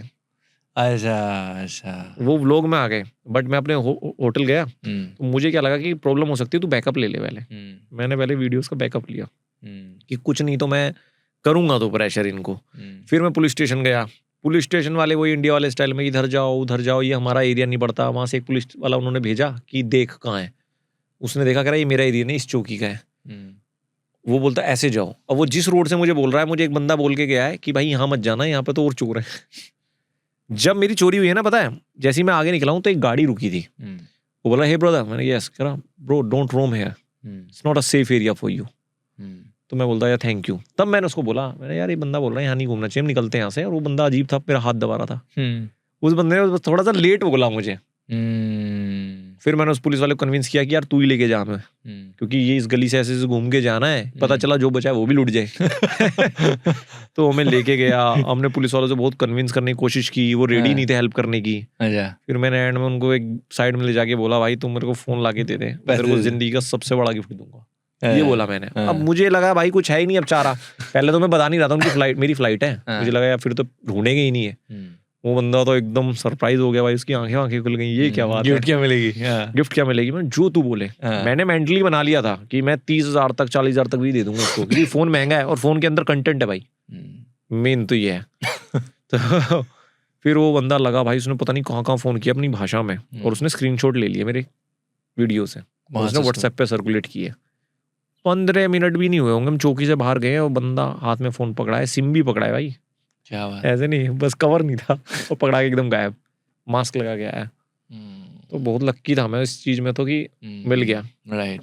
तो वैसे जैसे जितने ट्रैवलर्स होते हैं, सेफ्टी के लिए क्या करना चाहिए सबको? व्हाट डू यू डू और सेफ्टी हैक? भाई सेफ्टी हैक तो देखो यही है, आप कितनी भी सेफ जगह हो, रात को अवॉइड करो, कहीं पे भी हो, अननोन प्लेसेस पे। अब जैसे बहुत अल्ट्रा, जैसे चाइना हो गया भाई, मुझे लगता कुछ हो सकता है, नहीं हो सकता, हो ही नहीं सकता भाई। ओके। आप 2 बजे भी ऐसे घूमते रहो, कुछ नहीं होगा वहाँ, हर जगह कैमरे हैं यार। मैं कह रहा हूँ आपके स्टूडियो में इतना एंगल मेरा नहीं ले रहे होंगे जितना उनकी पुलिस ले रही होगी मेरा एंगल। नीचे से ऊपर से यार हर जगह एंगल है वहाँ, इतने कैमरे हैं भाई, क्या होगा? कुछ नहीं होगा। और आप सेफ्टी की बात कर रहे थे, वो मैं पूरा कर देता हूँ। देखो भाई 3-4 चीजें आप देख लो, नोट कर लो। एक तो बिहेवियर नोट कर लो लोगों का, ठीक है? अगर किसी देश में आपको ज्यादा दिन में भी ठगने की कोशिश की जा रही है, हर चीज कोई ना कोई वो कर रहा है, तो आप देख लो, एक बार ऑनलाइन पढ़ लो। ड्रिंक बिल्कुल नहीं छोड़नी है अपनी, किसी भी क्लब में हो, कहीं भी हो दुनिया में, ड्रिंक अपनी या तो लेनी है, पीनी है, खत्म करनी है। छोड़ के आप चले गए, कोई आपको खुली हुई बियर दे रहा है, नहीं लेनी, अपने सामने खुलवाओ। आप ये बात याद रखो कि आप चाहे कितनी सेफ कंट्री में हो, कोई हो सकता है जो मुसीबत में हो सोचे कि भाई सबसे सॉफ्ट टारगेट टूरिस्ट होते हैं, क्योंकि फंस भी जाएगा तो अगर 2-4 हज़ार 5-10 हज़ार का होगा तो वो बंदा कंप्लेन भी नहीं करेगा, क्योंकि उसको हेडेक नहीं चाहिए। तो आपको थोड़ा सा कोशिश रहना पड़ेगा। और सबसे ज्यादा तो भाई लड़कियों का सीन उसमें ही कटता है, लड़कों का तो वहां बचना है आपको। कैसे कटता है यार? देखो थाईलैंड में तो लड़के ही होते हैं, वही लड़की बन जाते हैं, तो सबसे आसान तो यही है कि थाईलैंड में लेडी बॉयज होते हैं, उसके ऊपर मैंने वीडियो भी बनाई हुई है। वो बिल्कुल लड़की लगते हैं आपको। मैंने उनसे बात भी करने की कोशिश की, उनका इंटरव्यू भी लेने की कोशिश की, वो ऑफ द कैमरा इंटरव्यूज दे देते हैं, बट ऑन कैमरास नहीं रेडी थे वो। पता लगता है ये फीमेल है यार? अगर आप घूमे हुए बंदे हो, थोड़ा सा ऑब्जर्व करोगे, आप बिल्कुल नशे में नहीं आए हो वहाँ पे, मतलब कुछ तो जाते ही ऐसे हैं कि बस वो अपना सेंस ही घर पे घूम के जा रहे हैं। अब जैसे कुछ अंकल होते हैं ना इंडिया के, वो पहली बार ही जा रहे हैं थाईलैंड, तो यार उनका माइंड सेट ही अलग होता है। वो अलग ही लोग होते हैं। ऐसे अंकल तो मैंने कजाकिस्तान भी देखे यार। इंडियन अंकल्स को बहुत, मैं तो इस पॉडकास्ट के थ्रू ये भी बोलना चाहूँगा, बहुत बिहेव करना चाहिए, क्योंकि आप लोग हमारी इमेज ना बहुत हैम्पर कर रहे हो। ऐसा लगता है कि एक जनरेशन थी, उन्होंने ट्रैवल नहीं किया, उन्होंने पैसा कमाया, वो अब निकले हैं तो वो थोड़े से बहुत बदतमीजी करते हैं यार। कई बार तो शर्म आती है। कजाकिस्तान में एक लड़की के साथ बदतमीजी कर रहे थे 3-4 अंकल, मैंने उनको बोला यार मत करो भाई। और क्या होता है, देश का नाम खराब होता है। आप पूरे देश को कौन है, इंडियन आपका नाम थोड़ी है। हाँ। दिल्ली से आए हो जी, पंजाब से हो जी, चंदी, भाई आप इंडियन हो। इंडियन हो, ये नहीं करना चाहिए। आप सोच रहे हो कि पता नहीं कहाँ से क्या देख के जाते हैं। मुझे तो, मैं कई बार ये भी सोचता हूँ कि यार ऐसे अपने इंडिया में थोड़ी करते होंगे, अगर ये बाहर आके कर रहे हैं तो कुछ तो इनका माइंडसेट है कि बाहर ना सबसे ज्यादा ये आइडिया है कि कौन देख रहा है, घर वाले है नहीं, कुछ हो भी जाएगा, क्या हो जाएगा, वो मान लेते हैं। देखो आप फुकेत में जाओगे, फुकेत कई जगह ऐसी हैं थाईलैंड में जो स्कूटी भी नहीं देते भाई, वो इंडियंस को। इंडियंस को स्कूटी नहीं देंगे। मैं तो जहाँ भी जाता हूँ कुछ टिप भी जरूर देता हूँ, और ये मेक श्योर जरूर करता हूँ कि भाई इस बंदे का ऐसा इंप्रेशन हो कि ये अच्छे तो Indians। इंडियन नहीं लग रहा भाई, मतलब ऐसा लगना चाहिए उसको कि प्राउड महसूस हो कि भाई ऐसे इंडियन भी होते हैं। मैं भी यूजुअली क्या करता हूँ, मैं ना जैसे होटल में हूँ मैं कहीं बाहर, तो टिप जानबूझकर छोड़ के आता हूँ। हाँ और मैं नोट भी लिखता हूँ, लव फ्रॉम इंडिया, जो हाँ। नोट पैड नहीं होते, हाँ मैं क्या करता हूँ उस पर लिख के आता हूँ हाँ। लव फ्रॉम इंडिया, और साथ में टिप कि यार हम दिस इज द मिनिमम यार हम कर सकते हैं। So you started in 2020 right? 2022 से मैंने फुल टाइम किया, जनवरी से, ओके। और 2023 एग्जैक्ट फरवरी में मैंने अपना जो पास्ट बिजनेस भी था वो भी छोड़ दिया कि अब तो कुछ करना ही नहीं है, अब तो यही करना है। पर मैं सुना आप अपनी वीडियोस पे पैसे भी काफी लगाते हो ना? भाई मेरा क्या सीन है कि मैं अगर मेरे दिमाग में कोई आइडिया आ गया तो मैं अगर उसको मेंटली इग्नोर भी कर रहा हूँ कि चलो यार ये बहुत ज़्यादा है, तो मैं नहीं कर पाता हूँ, तो मैं निकल जाता हूँ। अब जैसे कोमोडो ड्रैगन की वीडियो थी हमारी, तो वो मुझे बनाना था, मैंने देखा यार इंडिया में क्रिएटर नहीं बनाया किसी ने, तो हम वहाँ गए। उस क्या था सिंगल कोमोडो ड्रैगन में? कोमोडो ड्रैगन में क्या है कि एक लिजार्ड की कैटेगरी है और ये सबसे डेंजरस लिजार्ड्स में आता है और सबसे बड़ी। ये इंडिया अर्थ पे इंसानों से भी पुरानी है, डायनासोर के टाइम से। तो एक ये मान सकते हो कि अगर आपको कोई जीव ऐसा देखना है अर्थ पे जो आपको डायनासोर की याद दिलाए, आपको ड्रैगन की याद दिलाए, तो हमने उसका पूरी सीरीज का थीम भी ये रखा था कि हम ड्रैगन से मिलने जा रहे हैं, क्योंकि उसको कोमोडो ड्रैगन बोलते हैं। और उसका जो कैरेक्टरिस्टिक है कि उसका जहर इतना जहरीला है कि अगर आपको काट लिया तो पहले जो है ब्लीडिंग नहीं रुकती, तो 2 तरीके से मारता है वो अपने जो शिकार होते हैं, कि काट के उसके जहर से लोग मरते हैं, और उसके दांत जो होते हैं, अगर ये कहते हैं कि एक बार में वो हड्डी को 2 टुकड़े कर सकता है, और वो अब पूरी दुनिया में सिर्फ जो इंडोनेशिया का आइलैंड है वहाँ पर मिलते हैं, कोमोडो आइलैंड और रिंका आइलैंड। तो उसके लिए आपको पहले बाली फ्लाई करना पड़ेगा या जकार्ता, जकार्ता से फिर आप जाओगे रिंका आइलैंड से फिर आप जाओगे बोट लेके वहाँ पर। क्रेजी। तो ये एक ऐसा होता है, और वो लंबा भी होता है, काफी लंबा, हट्टा कट्टा, बहुत बड़ा होता है, 10 फुट। वो 10 फीट आप बड़ा मान लो। और ये जितने मैच्योर होते जाते हैं उतने स्लो हो जाते हैं, और ये स्लो आपको कई बार ऐसे दिखेंगे कि इतना स्लो है तो कैसे भागेगा। ये 30 की स्पीड से भाग सकते हैं, जो कि एक इतने बड़े लिजार्ड के लिए बहुत होता है, बट इनकी बॉडी का टेम्परेचर बहुत ज़्यादा होता है, इसलिए 90% ऑफ द टाइम ना रिलैक्स कर रहे होते हैं, बिल्कुल एक जगह पड़े तो रहेंगे। ये मरते ही नहीं है वैसे? नहीं, मरते तो हैं ये। हाँ। मतलब इनकी एज जो है, I think if I am not wrong 12 साल के आसपास होती है। अभी मुझे याद नहीं है, उस टाइम तो हमें याद था। ओके। तो इनकी बट लाइफ जो है ना वो बहुत क्रूअल होती है, मतलब कि जब ये पैदा होते हैं तो जो दूसरे कोमोडो ड्रैगन होते हैं वो इनको खा जाते हैं। अच्छा। ठीक है। तो इसमें क्या होता है कि जैसी अंडे होते हैं तो 1-2 महीने के आसपास तो जो कोमोडो फीमेल होती है वो उनका टेक केयर करती है। जैसे ही वो अंडे से बाहर आते हैं वो अपनी निकल जाती है। तो उस टाइम जो कोमोडो बच्चा होता है वो पेड़ों पे चढ़ जाता है अपने आप को बचाने के लिए। तो जब भी उसको खाना खाना होता है तो वो पेड़ से उतरता है, और उस टाइम जो चील होती हैं वो भी उसका शिकार करती हैं, जो दूसरे कोमोडो होते हैं वो भी शिकार करते हैं, और जो इन सब के बाद इतना सारा झेलने के बाद बच जाता है वो बनता है कोमोडो ड्रैगन। तो कहते हैं जो इसका इतना क्रूअल नेचर है ना वो इसको बना देता है इसकी जो लाइफ होती है। और सबसे इंटरेस्टिंग बात है इसके बारे में कि जैसे अगर इनका मेटिंग का टाइम होता है तो नॉर्मली आप क्या देखते हो, मेटिंग का टाइम किसी और जानवर में हम नेट जियो वगैरह में देखते हैं, इनका उल्टा होता है, लड़ते हैं पहले, इनको फीमेल को हराना होगा। तो ये एक बड़ा इंटरेस्टिंग सा जानवर है। बट इस वीडियो में काफ़ी लोगों ने बोला कि भाई ये इंडिया में भी होते हैं। भाई इसकी ये पूरी एक स्पीशीज है जिसकी काफ़ी सारे वेरिएंट्स अवेलेबल है अराउंड द वर्ल्ड। इंडिया में जैसे छोटे, जो सबसे बड़ा सबसे डेंजरस कोमोडो ड्रैगन जो कैटेगरी है वो सिर्फ इंडोनेशिया में पाया जाता है। ओके। और कहीं नहीं। ओके। तो ये ओल्डेस्ट एनिमल में आता है ये? हाँ, ओल्डेस्ट एनिमल, ओल्डेस्ट में ओल्डेस्ट में। नहीं, पर आप बोल रहे थे 12 साल ही उम्र है इसकी। इसकी उम्र आती है, मतलब ये जीता इतना है। मुझे श्योर नहीं है, मैं अभी ये याद नहीं हूँ कि 12 साल इसकी एज क्या है, एज कितना जीता है। अगर ओल्डेस्ट हुआ तो फिर ऐसा होगा ना कि 5000 साल का ऐसा कुछ होगा ना, अगर ओल्डेस्ट एनिमल लिविंग है। नहीं, ओल्डेस्ट स्पीशीज लिविंग है, कैसा? ओल्डेस्ट स्पीशीज ये काफी टाइम से अर्थ पे है।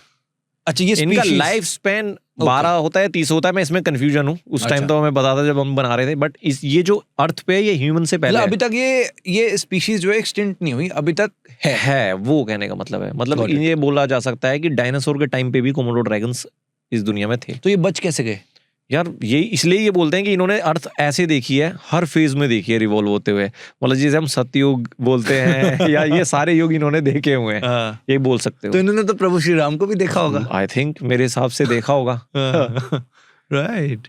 तो ये इनके बारे में बड़ा इंटरेस्टिंग फैक्ट है। और वहाँ आसपास काफी गांव भी हैं, और उन गांव वालों के जीवन के बारे में भी हमने एक्सप्लोर करने की कोशिश की। वो लोग इनके बारे में क्या मानते हैं? कई लोग जैसे क्या, मतलब कोई धार्मिक ऐसा रिचुअल है, या वो उनको एज अ अपनी प्राइड देखते हैं? How do people perceive animals like them? I think देखो वहाँ के जो गांव है, काफी बार इन लोगों ने वहाँ पे शिकार भी किया है कोमोडो इनका? ड्रैगन ने। अच्छा, कोमोडो ड्रैगन ने गांव में उनका? चले जाते हैं, उनके बच्चे खा गए कई बार, कई लोगों पे शिकार किया। ओ 80-90 के दशक में उन लोगों ने अटैक किया, कुछ लोग मारे भी गए, बट उसके बाद लोग समझ गए कि इनको टैकल कैसे करना है, हाँ। तो अब वो नहीं होता है। बट आज भी जो गांव वाले हैं वो एक तरीके से सेफली रहते हैं वहां पर कि भाई कोमोडो ड्रैगन आ सकता है, तो ऐसा नहीं है कि वो बिल्कुल चिल बैठे हुए हैं। और अब वो लोग इसको बचा के रखते हैं क्योंकि उनको पता है कि दुनिया में भी कहीं नहीं है, सिर्फ और सिर्फ इंडोनेशिया के उस आइलैंड पे आप देख सकते हो तो कोमोडो लोग ड्रैगन। देखने भी आते हैं, टूरिज्म भी होता हाँ, है। तो सरकार भी उसको काफी प्रिजर्व रखती है, तो लोग भी खाना इसको डाइट बैठ वगैरह मानते क्या हैं। है इसकी? मतलब कार्निवोरस हैं, शिकार करते हैं, कुछ अच्छा। भी खा जाते हैं। इनका क्या होता है कि सबसे आसान तरीका है कि ये शिकार को देखेंगे, हाँ। उसको काटेंगे और बैठ जाएंगे। इनको पता भी बचेगा ही नहीं, हो बचना ही नहीं है। जैसे गर्दन में काट दिया हल्का सा तो जरा सा तड़प रहा काट दिया तो इनका क्या होता है कि इनके जो खून में बहुत हैवी बैक्टीरियाज होते हैं, तो वो उसकी क्लोटिंग रोक देते हैं। ठीक है, तो 2 तरीके से मारता है। जैसे ही काटेगा वहां पर जहर जाएगा, इसकी जो क्लोटिंग होती है, जब आपका खून निकल रहा होता है वो बंद हो जाएगा, तो क्लोटिंग होगी नहीं, तो खून लगातार बहता रहेगा, और जहां काटा है वहां पर बहुत हैवी इन्फेक्शन हो जाता है, तो शिकार खुद ही मर जाता है, उसके बाद ये खाता है। तो ये ऐसा कुछ इसका जीवन है। और अब वहाँ पर जब पार्क में जाते हो तो वहाँ पर रेंजर्स होते हैं, तो वो ट्रेंड होते हैं इनको संभालने के लिए। तो जब मैं गया था तो मेरे को बताया गया था कि भाई कितनी दूर आपको बैठना है, क्या चीज़ आपको नहीं करनी है, मूवमेंट, क्या मना किया था? कि भाई ज़्यादा मूवमेंट नहीं करनी है, क्योंकि इनको ऐसा लगता है कि कुछ मेरे को शिकार कर रहा है, तो आप एक जगह स्थिर रहो। बट फिर भी मैंने जितनी कोशिश कर पाया मैं पास जाने की, थंबनेल तो आ गया था। थंबनेल आ गया था। हाँ। बट हमने सोचा था कि ड्रोन से भी अच्छा शॉट लेंगे, बट वहाँ ड्रोन उड़ाना अलाउड नहीं है। बट एक बात मैं बोलूँगा कि मैंने अपनी ज़िंदगी में शायद उससे सुंदर आइलैंड नहीं देखा था। एक सीन है, मैंने शायद वीडियो में दिखाया है, आप दिखा सकते हो तो ऊपर दिखाना, कि कोमोडो बैठा है, वो एक हट है और पहाड़ के ऊपर एकदम चोटी पे, उस हट के नीचे कोमोडो बैठा हुआ है, और वहाँ से पूरा पहाड़ दिख रहे हैं, उसके बीच में से समुद्र जा रहा है और बोट जा रही है सामने से। इतना खूबसूरत था ना वो, मुझे आज भी याद है वो सीन। बट जैसे ही मैं नीचे देख रहा था तो वो वाले कहते हैं ना, ये खूबसूरती बहुत खतरनाक है, नीचे कोमोडो बैठा हुआ है। राइट ऐसा राइट था। Right right right. कोमोडो जैसे ऐसे और जैसे एनिमल्स हैं, अभी तक अपनी लाइफ में आपने और ऐसे कैसे जानवरों से आप मिले हो, किनको देखा है? यार मैंने सही में जो जानवर हैं वो पहले हमने नेट जियो वगैरह में बहुत देखे हैं, बट रियल लाइफ में मुझे बहुत क्लोजली देखने का मौका मिला मसाई मारा कीनिया में। कीनिया में? हाँ, जिसकी सफारी मतलब यार वन ऑफ द वर्ल्ड्स में सबसे बेस्ट मानी जाती है। और बट फ्रैंकली मैं अपना पर्सनल बताऊँ, मेरा कोई इंटरेस्ट नहीं है, मतलब मैं था ही नहीं। अब मैं कीनिया गया था घूमने, नायरोबी में था मैं। कब गए थे? तो ये गया था शायद मैं पिछले साल 2025 में फरवरी में। ओके। तो जब मैं काउच सर्फिंग में एक गेस्ट के घर पे रुका हुआ था, तो उनसे बात हो रही थी, तो उन्होंने बोला कि यार तुम कीनिया आए हो तो सफारी करनी चाहिए। और मेरा बिल्कुल भी सही में इंटरेस्ट नहीं था। बट फिर मैं गया कि यार ठीक है, once in a lifetime, अब कीनिया कब दोबारा आना होगा तो हम जाते हैं। तो वहाँ पर क्या होता है, 2-3 दिन की होती है, तो स्पेशली लैंड रोवर्स होती हैं जो इसी के लिए डिज़ाइन होती हैं। तो मुझे ऐसा लगा था कि ऐसा होगा, एक पार्क होगा, उसमें गए और थोड़ा बहुत देखा, आ गए। बट वो एक बहुत ग्रैंड सफारी होती है। मतलब वो पहली बात तो आप वो व्हीकल देखोगे ना तो आपको लगेगा भाई ये किस अलग चीज़ के लिए बना हुआ है। तो आप नेशनल पार्क के अंदर 150, 200 किलोमीटर गाड़ियाँ चलाते हो, ठीक है, और वो 1500 किलोमीटर लंबा लैंड वो है जंगल। तो कोई ऐसा पार्क नहीं है, वो सही में जंगल है, और आप वहाँ मेहमान हो। आप इवन टैंक्स लेके जाते हो पेट्रोल डीजल के कि आपको भर के वापस आना है। और फिर वो गाड़ियाँ जब सुबह निकलती हैं, वहाँ कोई रोड नहीं है। तब मुझे उस सफारी में पता चला जो असली में लैंड रोवर क्यों पैदा हुई थी। मतलब हम सोचते थे एक लग्जरी गाड़ी है और ये, वो भाई उस रोड के लिए बनाई, उसे रोड चाहिए ही नहीं। हम जा रहे हैं 100 किलोमीटर, 150 किलोमीटर, तो जानवरों के जो कैरेक्टरिस्टिक हमने पास से देखे, जंगली सुअर देख रहे हैं, वो गोल गोल एक ही दूसरे के पीछे क्यों घूम रहे हैं, ये क्या है, खेल रहे हैं। तो जैसे ही शेर आया तो हमने क्या देखा, शेर का क्या नेचर बहुत बढ़िया है कि वो राजा है, बट वो हमेशा नहीं घूम रहा होता, क्योंकि उसको पता है जब मैं आऊँगा तो खौफ आएगा, तो वो अपना बैठा होता है। बट जब वो निकलता है तो अगर आप देखोगे उधर से शेर आ रहा है, और वो जो वाइब होती है ना पूरे जंगल की, वो बदल जाती है। सब लोग ये सोचते हैं मेरा ना हो जाए शिकार, तो कोई इधर भाग रहा है, कोई उधर भाग रहा है। तो वो जब आप रियल लाइफ में देखते हो ना आँख से, तब आपको एहसास होता है कि भाई ये कुछ नया है। शेर को देख रहे हो, अच्छा शेर को राजा क्यों बोला गया, वो मुझे पहली बार सामने से एहसास हुआ उस सफारी में। हमारी गाड़ियां जा रही थी, हाथियों के पास गए हम, तो हाथी ऐसे देखते हैं, इग्नोर कर देते हैं या उधर की तरफ चले जाते हैं। दूसरे जानवरों के पास जा रहे हैं तो वो भी चले जा रहे हैं, सुअर भी भाग जा रहे हैं, जिराफ जो थे वो भी चले जा रहे हैं, मतलब हमसे दूरी बना रहे थे वो।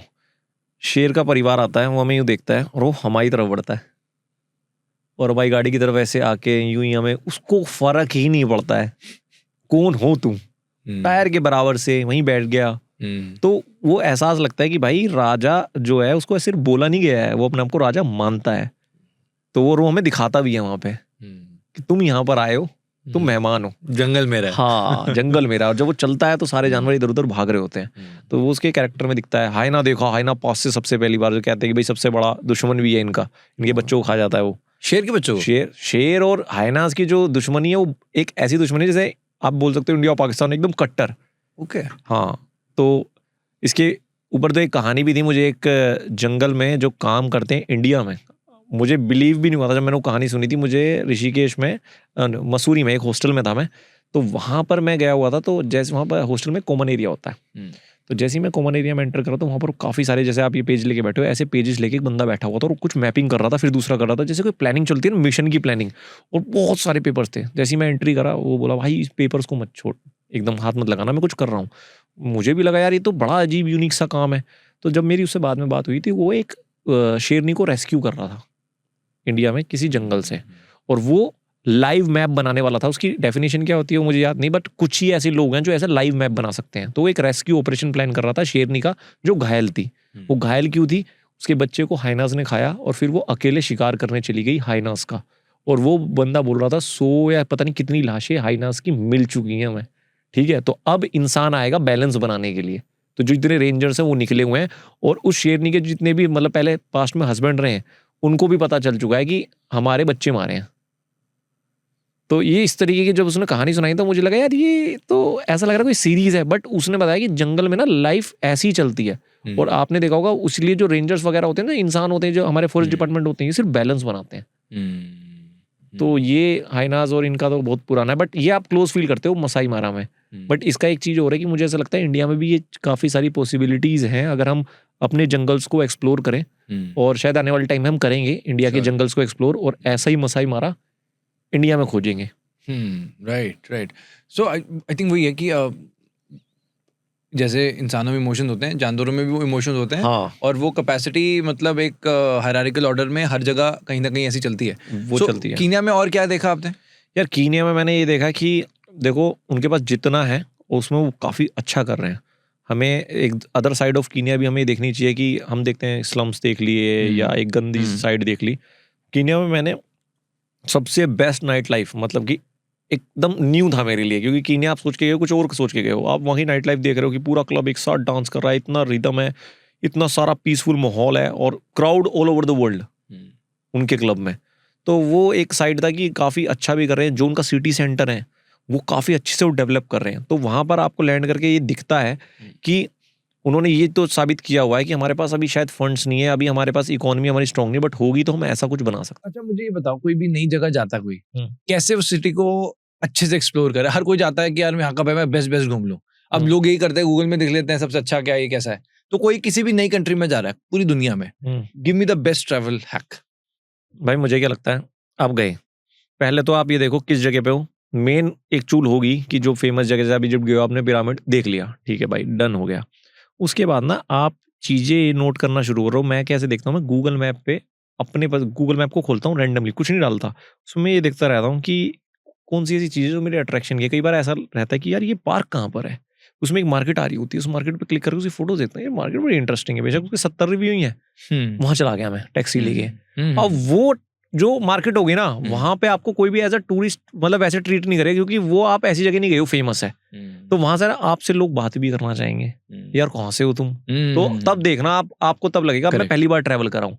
तो ऐसे रैंडम जगह पे जाना शुरू करो, मैप्स में देखो कि कहाँ है, कि कुछ अलग यूनिक दिख रहा है तो चले गए, वॉक पे चले गए। 4-5 किलोमीटर की वॉक जरूर करो अगर आप नई कंट्री में हो, उससे आपको पता चलेगा। और टूरिस्ट प्लेस से थोड़ा सा ना, जैसे अगर कहीं भी आपको देखना है कि सबसे एक हैक बताता हूँ कि किस शहर में कहाँ रुकना चाहिए जो टूरिस्ट प्लेस है। हाँ। ये बहुत लोगों ने कम पता होता है। हम booking.com पे क्या करेंगे, सस्ता होटल देख लेंगे, पता चला वो कहाँ पटक दिया हमको। हाँ। trip.com पे दिखता है। trip.com पे आप जैसे डालोगे बैंकॉक, सपोज करो बैंकॉक में जाओगे, उसमें फिल्टर में एक आता है परसेंटेज, कितने टूरिस्ट कहाँ पर रुकते हैं। 50% खाउसन पे, 20% ये, तो आप कम वाले पे रुको, 3% पे। वहां देखना आपका एक्सपीरियंस। मैंने कितनी बार किया है। एक तो होटल के प्राइस आधे, क्योंकि वो तो आपको सेंटर में दिला रहे हैं, सेंटर में चीजें एक्सपेंसिव हैं, सब टूरिस्टिक है, तो आप अपनी प्रेफरेंस के हिसाब से जगह चुन सकते हो, उसमें परसेंटेज दिखाता है। ये कुछ ऐसे है। अब आपको कहीं जाना है, सही पैसों में करना है, तो गेट योर गाइड का इस्तेमाल करो, क्लूक यूज करो एशिया में, ये बहुत सही ऐप्स होते हैं। थाईलैंड में जाने का सबसे बढ़िया हैक बताओ। अब लोगों को पता है कि ये वॉकिंग स्ट्रीट वगैरह सब बहुत लोग घूम चुके हैं। अब थाईलैंड में सबसे अनएक्सप्लोर्ड जगह कौन सी है? यार अनएक्सप्लोर्ड तो देखो, अब थाईलैंड में मुझे नहीं लगता कुछ बचा होगा, क्योंकि सबने ही वो कर लिया। बट सबसे अच्छा बात है कि आप साउथ की तरफ निकलो, ये बैंकॉक वगैरह भूलो, को समुई एक बहुत अच्छा गेटवे है। मैंने बहुत कम लोगों को देखा है कि जाते हैं काफी इंडियंस, बट उतने नहीं जाते। बट को समुई एक बहुत बढ़िया जगह है, बट प्लीज भाई वहां जाके गंद मत फैलाना, ठीक है बस, क्योंकि अभी वो बहुत शांति वाली जगह है, और को समुई से ही अलग अलग फेरीज जाती हैं अलग अलग जगहों के लिए, तो वहां पर जाओ, एक्सप्लोर करो। और सबसे बड़ी बात पता है, एज ए इंडियन टूरिस्ट में एक बात कहना चाहूंगा भाई, 7 से 10 दिन से नीचे मत जाओ कहीं पे भी। मुझे नहीं लगता, क्योंकि देखो आपको जगह को जानना है ना। अगर आप जॉब भी करते हो, मुझे पता है लोगों के पास टाइम नहीं है, तो भाई आप 1 महीना स्किप कर दो, आप 10 दिन लेके जाओ। क्योंकि देखो ट्रैवलिंग क्या करती है, आप समझो एक चीज, आप एक जगह रह रहे हो, 1 साल से रह रहे हो, उसी माहौल में हो, तो ट्रैवलिंग एक तरीके से डिटॉक्स है। पहले तो आपको बातें भूलनी पड़ेंगी, 2-3 दिन लगेंगे उसमें, कि जो घर पे बकलोली चल रही है, दोस्त ने ये बक दिया, उसने गद्दारी कर दी, ये सब जो भी है पॉलिटिक्स आपकी। तीसरे चौथे दिन आप थोड़ा सा उनके खाने को टेस्ट करोगे, फिर उनकी 1-2 वर्ड सीखोगे। आप 7वें 8वें दिन ना आपको जो फील होगा, आप मुझे बताना भाई कमेंट करके कि सलाह थी कि नहीं थी। आप एक नए पर्सन होगे, फिर आप एक्सप्लोर करने के लिए पर भाई ready नहीं रहते हो। मिलेगा 10 दिन का टाइम, कोई कितना कर ले, आप बताओ कम से कम मिनिमम इतना तो ले यार लो। मिल जाएगा। आप देखो ये माइंडसेट है भाई, ये ऐसा में लगता है नहीं मिलता, जिसको ढूंढना है। मैंने ऐसे ऐसे लोगों से मिला हुआ हूँ कि जो ऐसी जॉब कर रहे हैं, कॉर्पोरेट जॉब में, और बिल्कुल टाइम निकाल रहे हैं। एक अंकल की बताता हूँ, एक अंकल थे, मैं कोसमोई में था, तो वहाँ रुका हुआ था, 10-15 दिन हो गए थे मुझे। तो वो अंकल क्या करते थे, आते थे, और एक होता है ना, एक बंदे की काम ऐसा होता है, सेम पैटर्न वो आपको याद रह जाता है।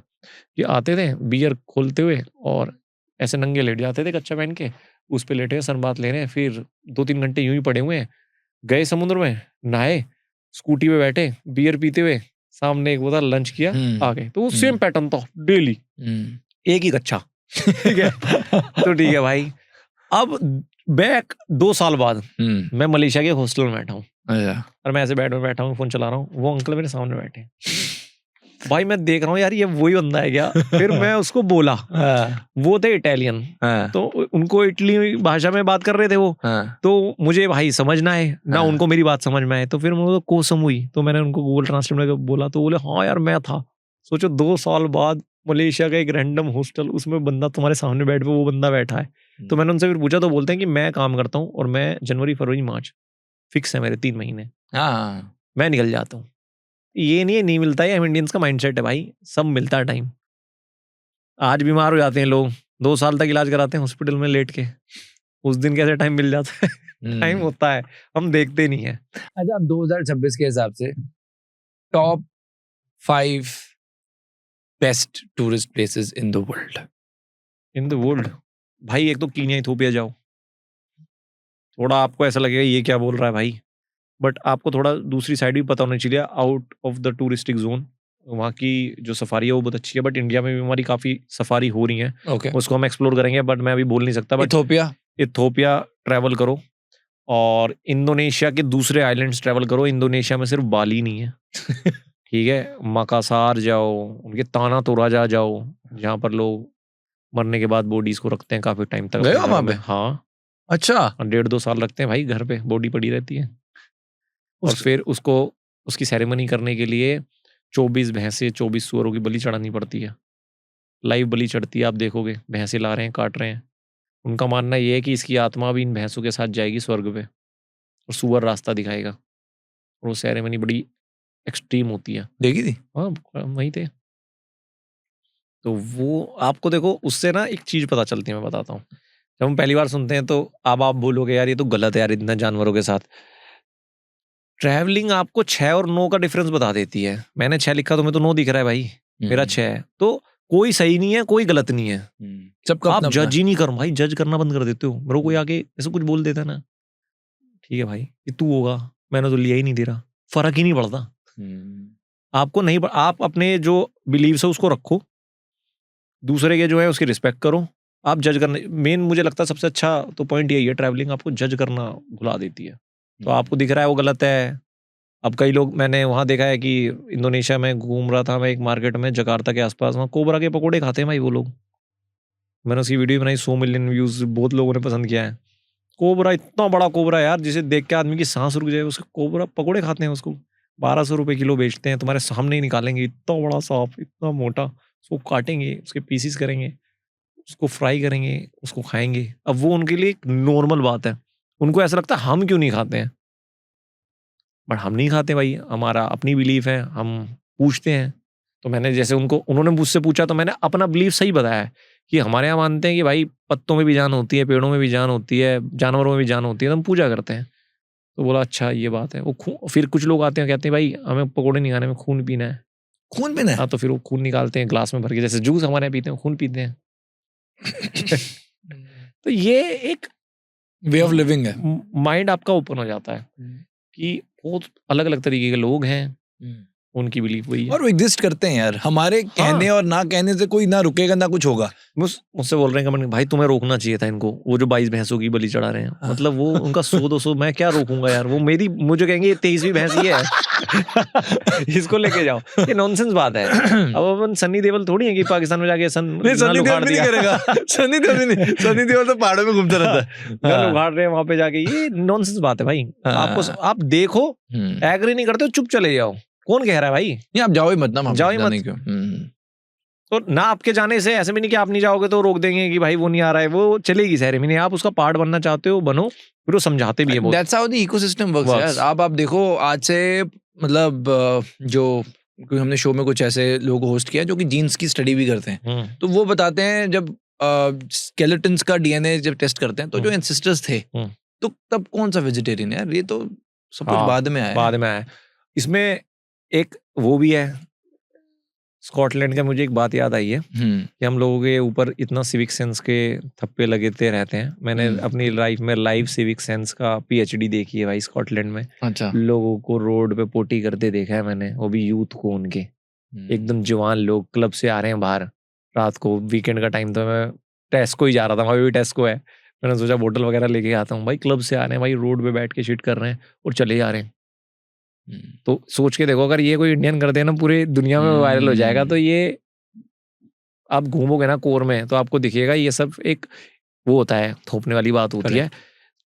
जरूरत जो है चेंज की वो तो हर जगह है। हाँ। और हमें ज्यादा है, ये मैं बात मानता हूँ कि हमें एजुकेट करने की जरूरत है, बट इतना भी मत दबो कि हम थोड़े अलग ही हैं, वो है। और ट्रैवल करो, घूमो, जज करना बंद कर दो, मजे करो। बजट नहीं होता ना, इसलिए ट्रैवल नहीं हो पाता अक्सर लोग। ये नहीं बात, ये सबसे बड़ा झूठ है यार। कैसे? ये सबसे बड़ा झूठ है। मतलब जितने भी ट्रैवल व्लॉगर्स हैं ना, चलो मेरे को कोई बोल देगा भाई तू झूठ बोल रहा है। मैंने जब ट्रैवल व्लॉगिंग स्टार्ट की थी, मैं आज आपको बताता हूँ, मैंने कई बार शेयर भी किया है कि 20-30 हज़ार रुपये लेके निकले थे। उससे पहले मैं बिजनेस करता था, मैंने करोड़ों रुपए की ब्रांड बनाई और लॉस भी किया। 0 रुपये पे आ गए थे हम लोग कि भाई खत्म हो गया। तो वो तो एक फ्लो था कि भाई अब ट्रैवल करते हैं। तो ऐसा कुछ नहीं है कि मैं बहुत पैसे लेके निकला था। एक ही ट्रिप के पैसे थे, राजस्थान जाना था कि भाई 3,000 रुपये डिग्गी में रख दिए कि जब पैसे खत्म हो जाएंगे तो इनका तेल भरा के वापस आ जाएंगे। अब फिक्स था। इतना सबके पास होता है भाई। अगर आपके पास 10,000 भी नहीं है तो आपको मेहनत करनी चाहिए। आप मेहनत करो, 10,000 कमाओ। और किसने बोला है थाईलैंड जाना है? आप एनसीआर में रहते हो तो भाई हरिद्वार चले जाओ, ऋषिकेश चले जाओ। आपका धीरे धीरे माइंड चेंज होता है। आप खुद बताओ, आपने जब ये चैनल शुरू किया होगा आपका एक माइंड सेट होगा कि मुझे यहाँ पहुंचना है। आपका माइंड आपका मैनेजर है, आप उसको गाइड करते हो, वो आपको वहां ले जाता है। बट ये कोई आपसे सवाल पूछता कि हमें एग्जैक्टली प्लान बताओ क्या क्या होगा, नहीं पता होता।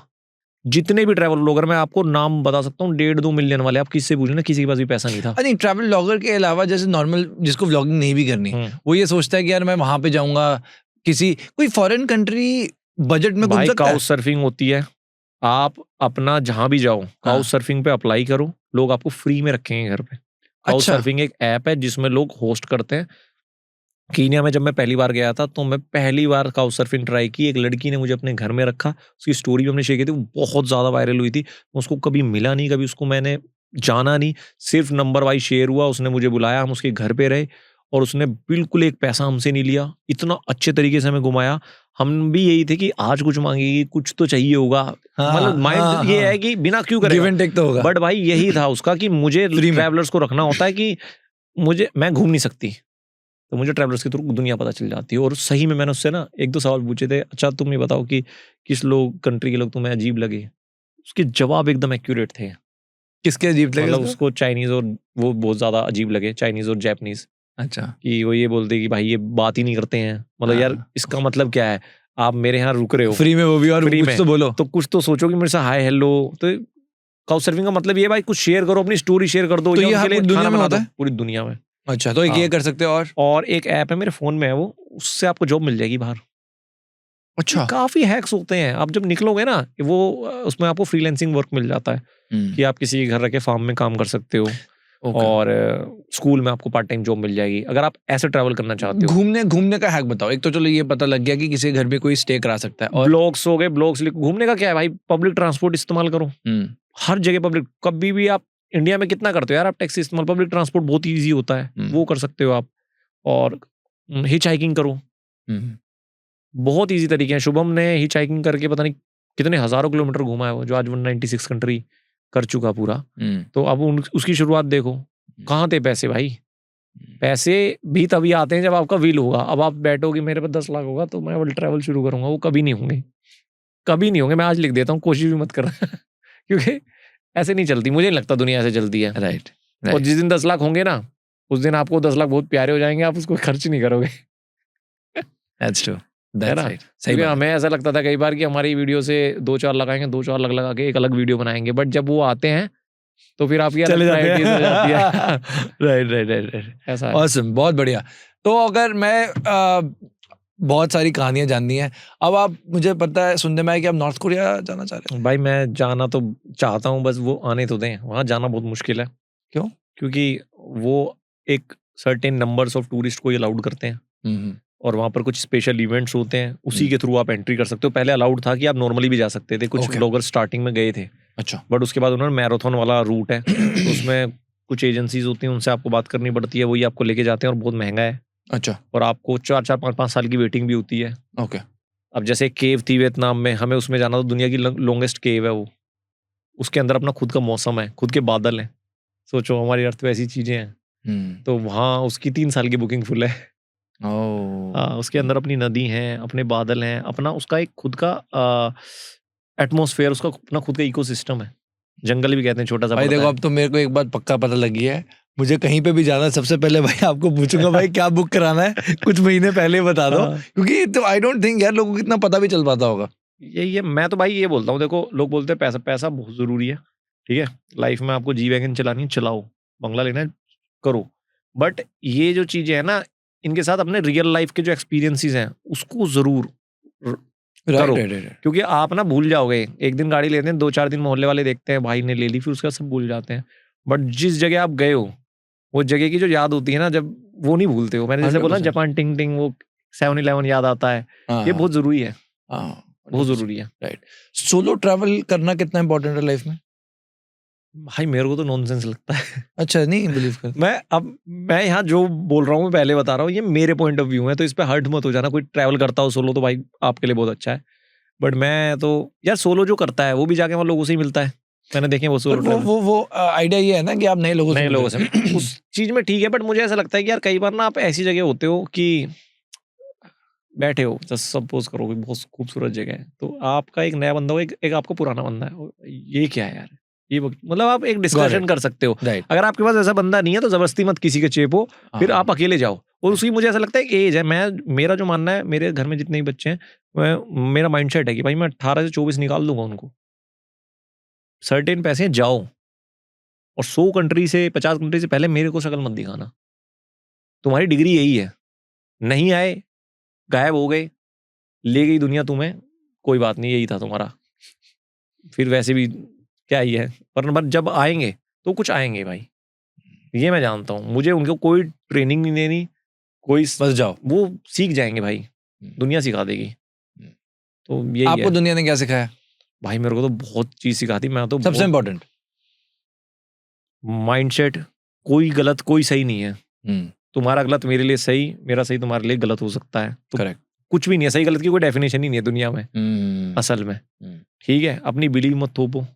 दुनिया तो बहुत ही बड़ी है और तुम्हें आज जिससे तुम प्यार करते हो तुम्हें बेशक नहीं करता है, बट मैं 100% कह सकता हूँ 1,00,000 लोग हैं भाई दुनिया में जो तुमसे प्यार करने के लिए बैठे होंगे और इतना प्यार करेंगे तुम सोच भी नहीं सकते। बट तुम जाओ तो, एक ही रूट पकड़ा हुआ है, दिल्ली गुड़गांव, वहीं मतलब लाइफ निकल रही है, या बैंगलोर या पुणे, और उसको आप दुनिया मान रहे हो। आप इस लाइफ के साथ बहुत गलत कर रहे हो भाई। मैं तो सबसे ही बोलता हूँ आप बहुत गलत कर रहे हो। मतलब भगवान हंसेंगे आप पे यार।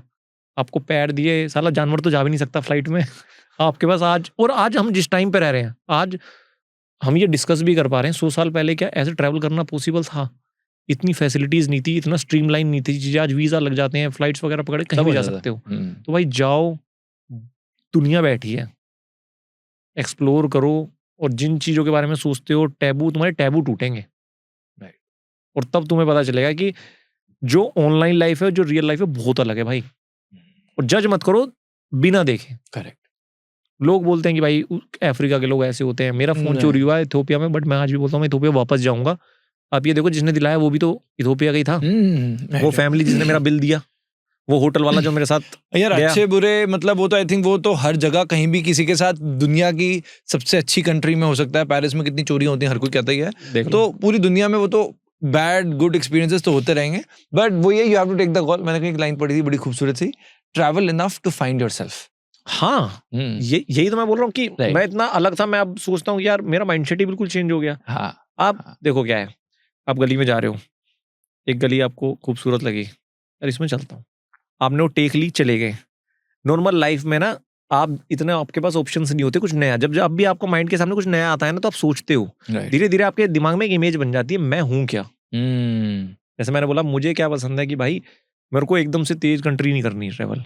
पहले मैंने सोचा एक कंट्री, नहीं भाई मेरे को नहीं जाना है, शायद मेरे को 196 कंट्री भी नहीं घूमनी है। मतलब आप इतना सोट हो जाओगे ना, आप बंदे को बैठो मुझे ये चाहिए, मुझे नहीं चाहिए, बंदा कहेगा यार इसको कैसे पता है। राइट। वो आप एक्सप्लोर कर चुके हो।